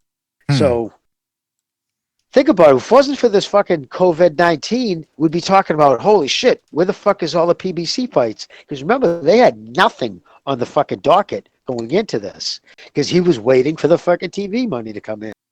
Yeah. If it wasn't for this fucking scam. Hey, Jimmy. Yes. Will Showtime get another budget? Like, what they're going to get like the same amount they get every year or less? Or what? I don't know. Wasn't a good. I don't know how to take it because he started. Espinoza started getting involved in a lot of other things now. Now he's producing inside the NFL, so he's starting to get into other shit. Tweets too much about politics for my liking, but he tweeted leftist. He tweets some stupid ass shit. Pro Take it easy. AOC, Take that it fucking easy. idiot. He follows me, dude. He's actually DM'd me. No kidding. Oh, really? Yeah. No, I've had some conversations with him in the DM. He's not a bad guy. I just disappointed, because he wanted to ask me questions about Mickey and shit. But he was a good guy. But I was very disappointed by his politics. He says some stupid shit, socialist type shit. I don't like that shit. What a repulsive creature you are. Yeah, man. I mean, listen, you keep politics. Bad, man. Yeah, that's my father when I was 12 years old. What a repulsive creature you are. Anyway, listen.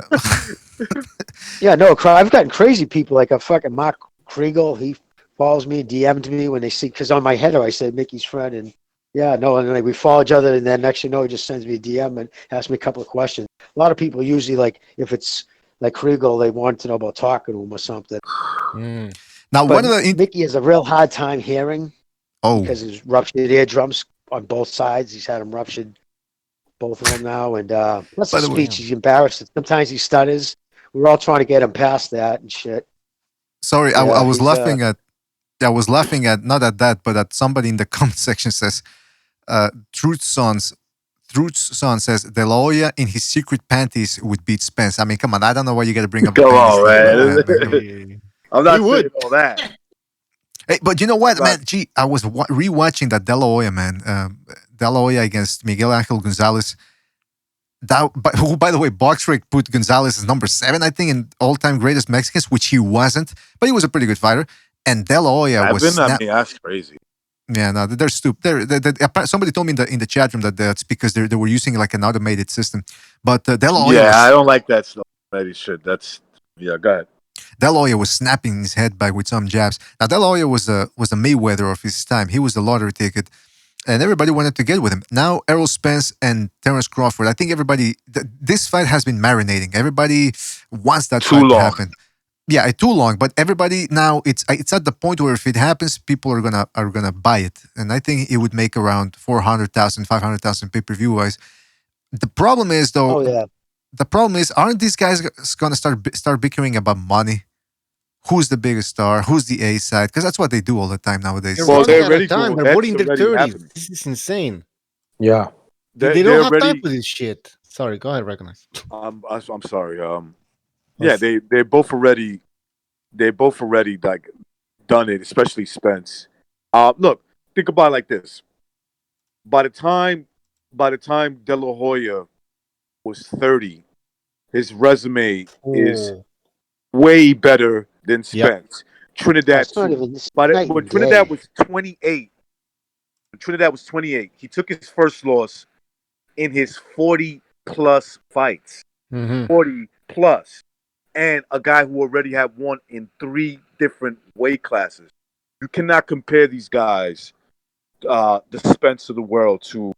If you are, you could. I'm just saying you could, but you got to put in context. There's no real evidence of work from Spence that I would say is better than those guys. Those guys, no. And not only that, the eye test, just the eye. Yeah, test. and you know what's kind of those guys? too? Those guys make him look average. Listen, Oscar De La Hoya gets a bad rap because of who he is today with the drugs and the shit. He's sitting being on the promoter side. He instantly puts him in a lot of hate, and you get the box rec fucking revisionists, and they start, you know what I mean? So he doesn't get the credit he really deserves. That motherfucker was a bad dude. He was a great fighter, man. And you know what's kind of suspect too? By the time you're 30, how many weight divisions have De La Hoya gone up? You usually go up 2 or 3, and this guy still remain. And like, I'm not gonna say that remaining in one weight division is a bad thing, because we were talking about it when Golovkin's name came up when Bay Area brought it up. You know, it's okay. It's a good thing to remain in one division, but clean it up. You have to string together a resume at that division. Yeah, you see, with Marvin Hagler, so he hasn't done either. He hasn't done either recognized. Exactly. Yep. No, you're right. You're 100%. And that's my point, Gonzalo. Is this? You know, when people talk about well, Marvin Hagler is not one of the greatest fighters of all time because he didn't move up in weight classes. Like, dude, did you see what he did at middleweight? He fought everybody there, and he fought them more than once in certain occasions. So he wasn't ducking it. He was fulfilling obligations, and like you said, Gonzalo, he was cleaning. That you can't accuse him of not cleaning out the division, because that's exactly what he did. Bernard Hopkins, same thing. In my opinion, Triple G did the same thing. Okay, it's just that certain guys ducked, and Saunders hijacked that fucking belt and hid from it. Exactly, he ducked it. He actually admitted to ducking him. Okay, he told Eubanks he'd beat you and me in the same night, right? 2015. You know what I mean? It's crazy. That's sad. That's a sad statement coming from a guy, the champion. And the Thurman and Garcia fight should have had already happened. Danny and the Thurman, maybe Yugas too, just already should have occurred. So sometimes going up in weight, it's not everything. I mean, because if that's the gold standard is just moving up in weight, then shit, Crown Broner's better pound for pound fighter than Marvin Hagler. Let that sink in while you think about that. Yeah. You want to know something? What happened recently in the PBC that showed me that outfit sucks. It's kind of flew under the radar. People really didn't talk about it. Jared Hurd not taking that rematch. Ah, yeah. Jared Hurd just fucking saying, nah, never mind. I'm gonna fucking beat up on drag some kid up, and he dragged up that fucking punching bag from welterweight who had no chance of winning. I think Jared Hurd, he's washed up, Jimmy. I think Jared Hurd washed up. He didn't want to. He just because he. Oh man, I just couldn't believe it. It's like there's the rematch, man. That was a fuck. And J Rock's not no big banger. He outfought him. It was a dogfight. Yes, but it was no fucking war. Well, we saw what happened to J Rock right after that. You know what I'm saying? Exactly. He got smoked. by that fucking kid, with Rosado. By Rosario, yeah. who's coming, who's a young kid on the come up, right? A guy who already tasted defeat. I like guys like that, to be honest with you. Like those guys. He got cocky in that first fight. Listen, I was always high on that kid. I'll tell you right now, I put him over anybody 154 right now. There's nobody in that division. I like, you know who I like, honestly, and I know he gets a lot of slack on this channel. I like Jermel Charlo. I do like that kid. All right, thank you for being on. Recognize you can leave now. We're gonna continue without you.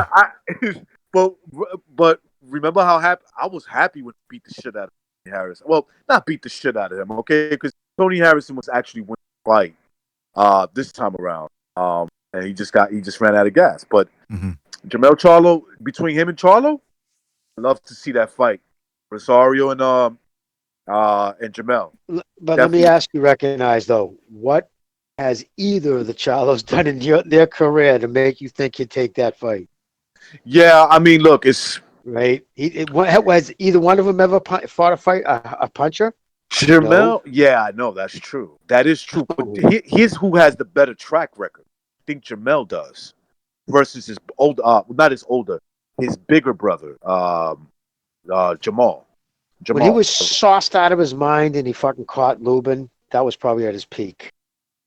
Right. You look at his body in that fight when he took his robe off. Now you look at it his last fight when it was supposed to be VADA tested. His shoulders on his round. Traps always. Yeah, there's something never going lie. on there. The of traps, course. dude. Always check a fighter's traps. Traps are a very muscle. important. Yep. Yeah, traps grow a lot on steroids or any kind of disease. And I have when no you're not proof on other than steroids- I can usually pick someone out. Dude, I go up to people, dude, you back on the shit. Dude, how did you know? Nobody didn't tell anybody. I'm like, dude, I was looking at you from behind, dude. Your traps. Oh, Yeah. you like to Yeah. look at guys from behind there, Jimmy? What the fuck? Yeah, man, that's how you can fucking size them up.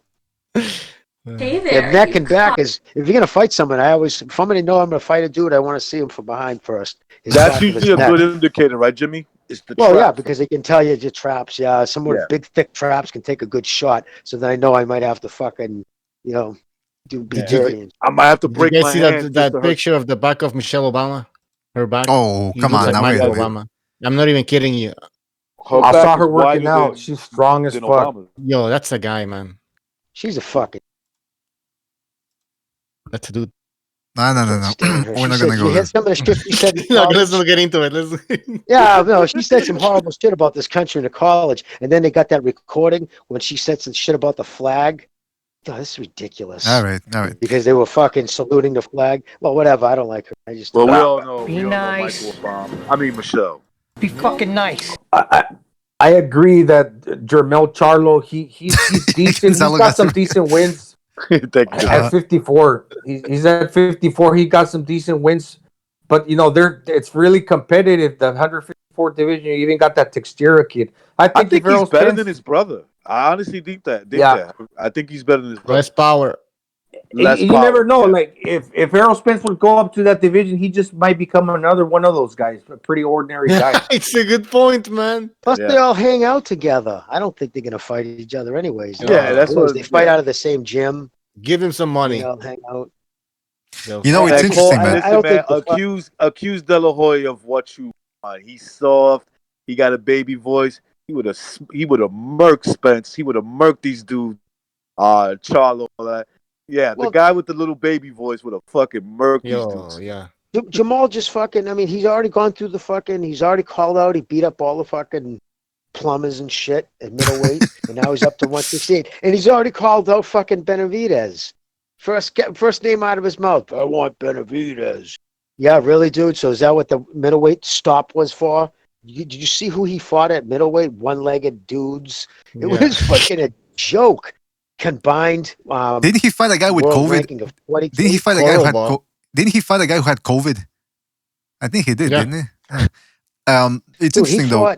He fought. They took guys out of the. They found a guy in the concession stand. I think the last. Okay, man, come on. Dude, it was terrible. He fought nobodies, dude. And now I'm done with that division, so I'm moving up. It's like, what are you trying to fucking call it? See who can call it the most guys in different divisions? No, it's disgusting, man. But look, listen. One thing I like about going back to the 154-pound division, it's wide open. It's there's people. Everybody has already lost, so it's no big deal.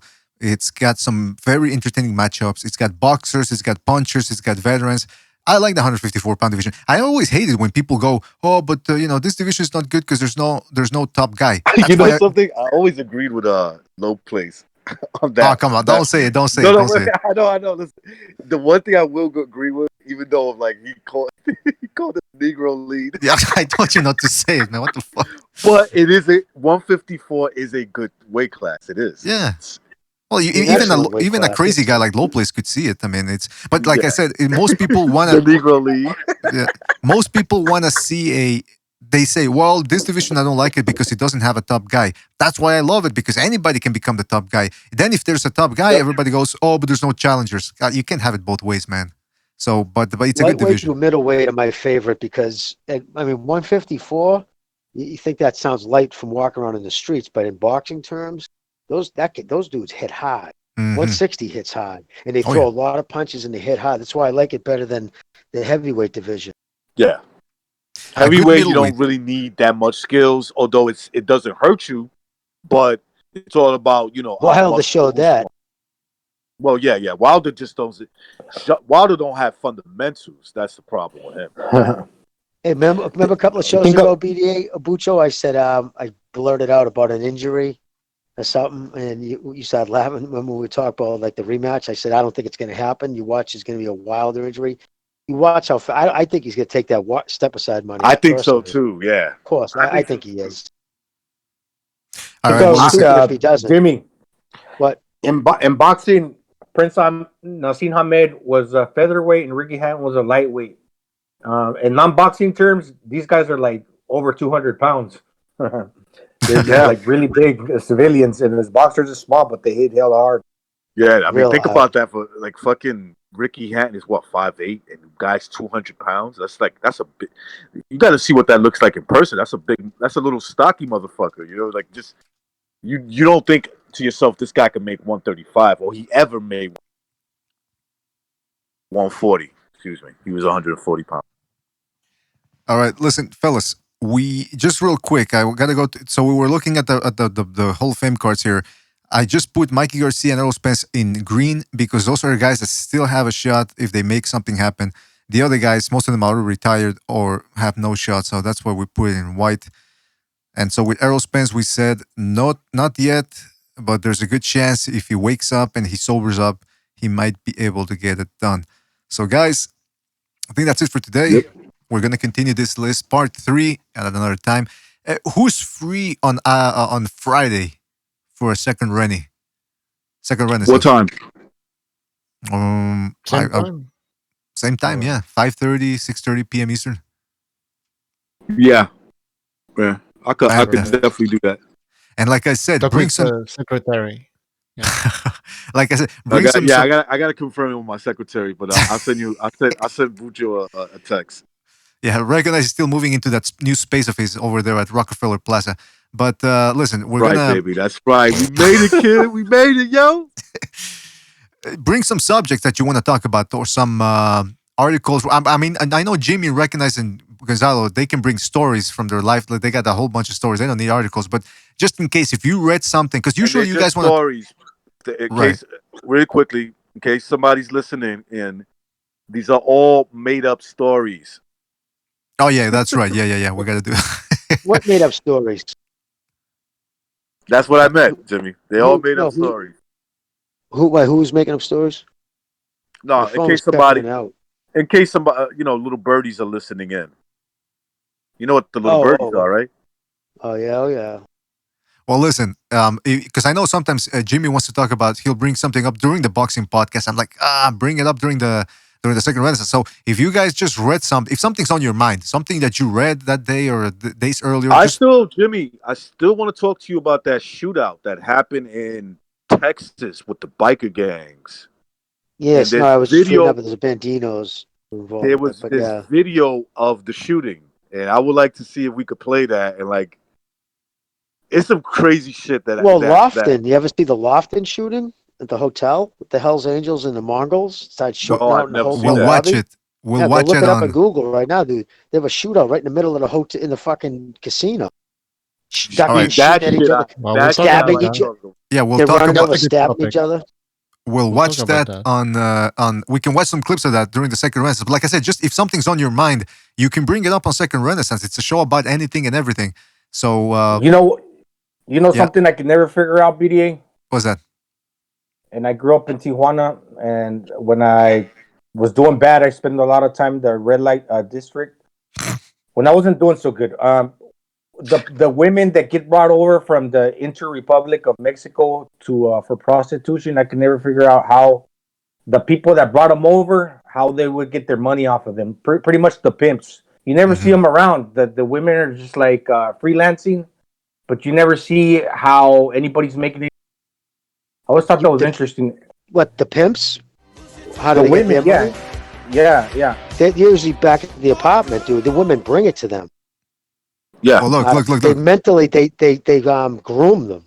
In most cases, they usually start out real sweet, buy them things, make them feel like they're the number one.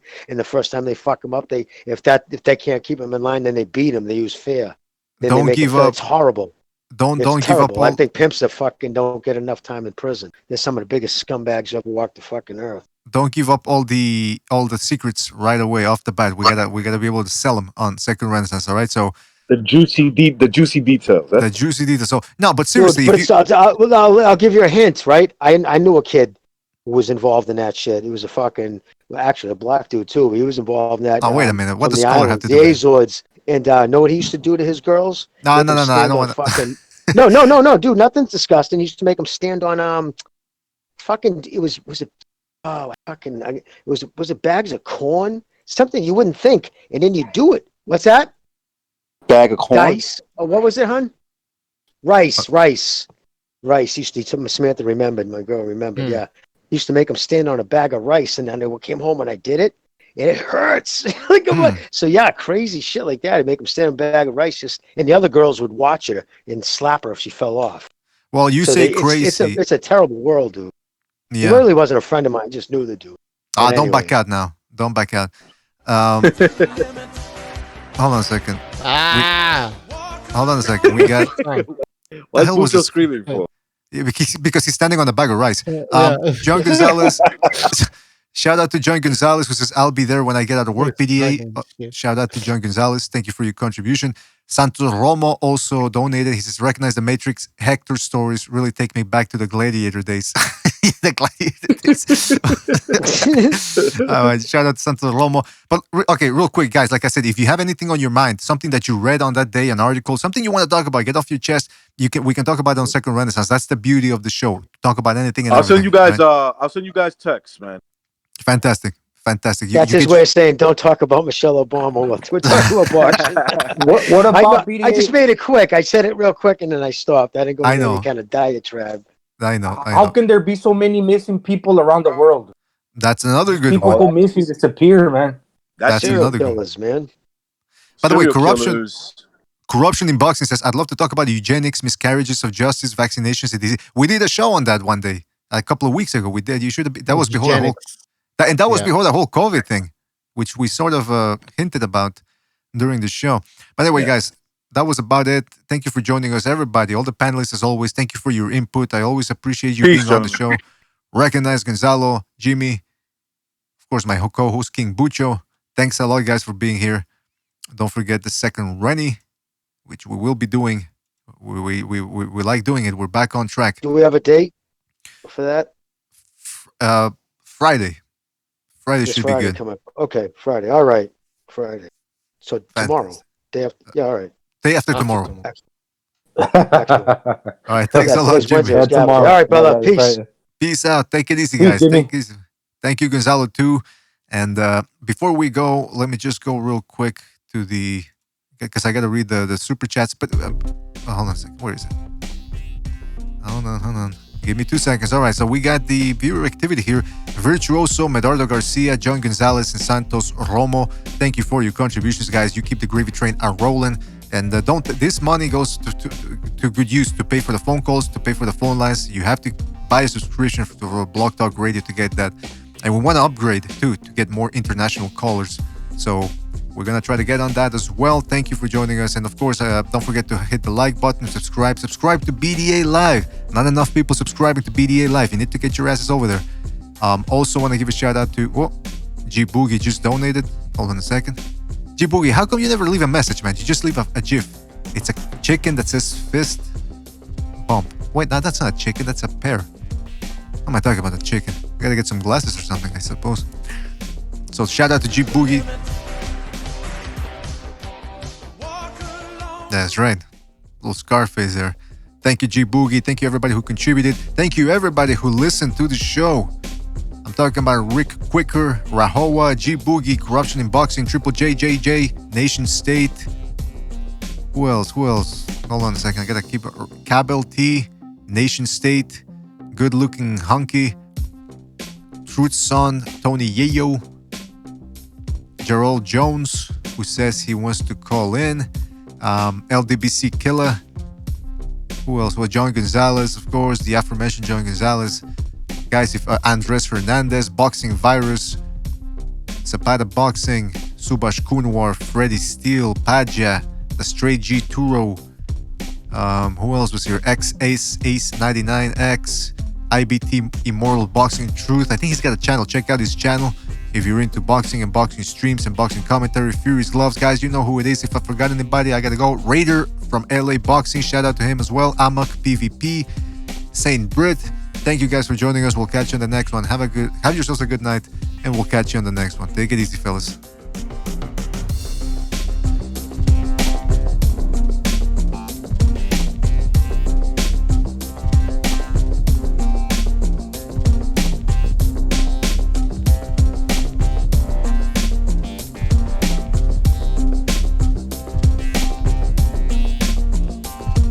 Disappointed in every one of you. I'm sorry, I don't mean to offend you. I'm disappointed in every one of you. I kiss you on the mouth. No, I'm not cool with that. Just, I'm sorry. One more time. I'm disappointed in every one of you. I mean, I'm dealing with degenerate animals. I'm disappointed in everyone. Totally disappointed in everyone.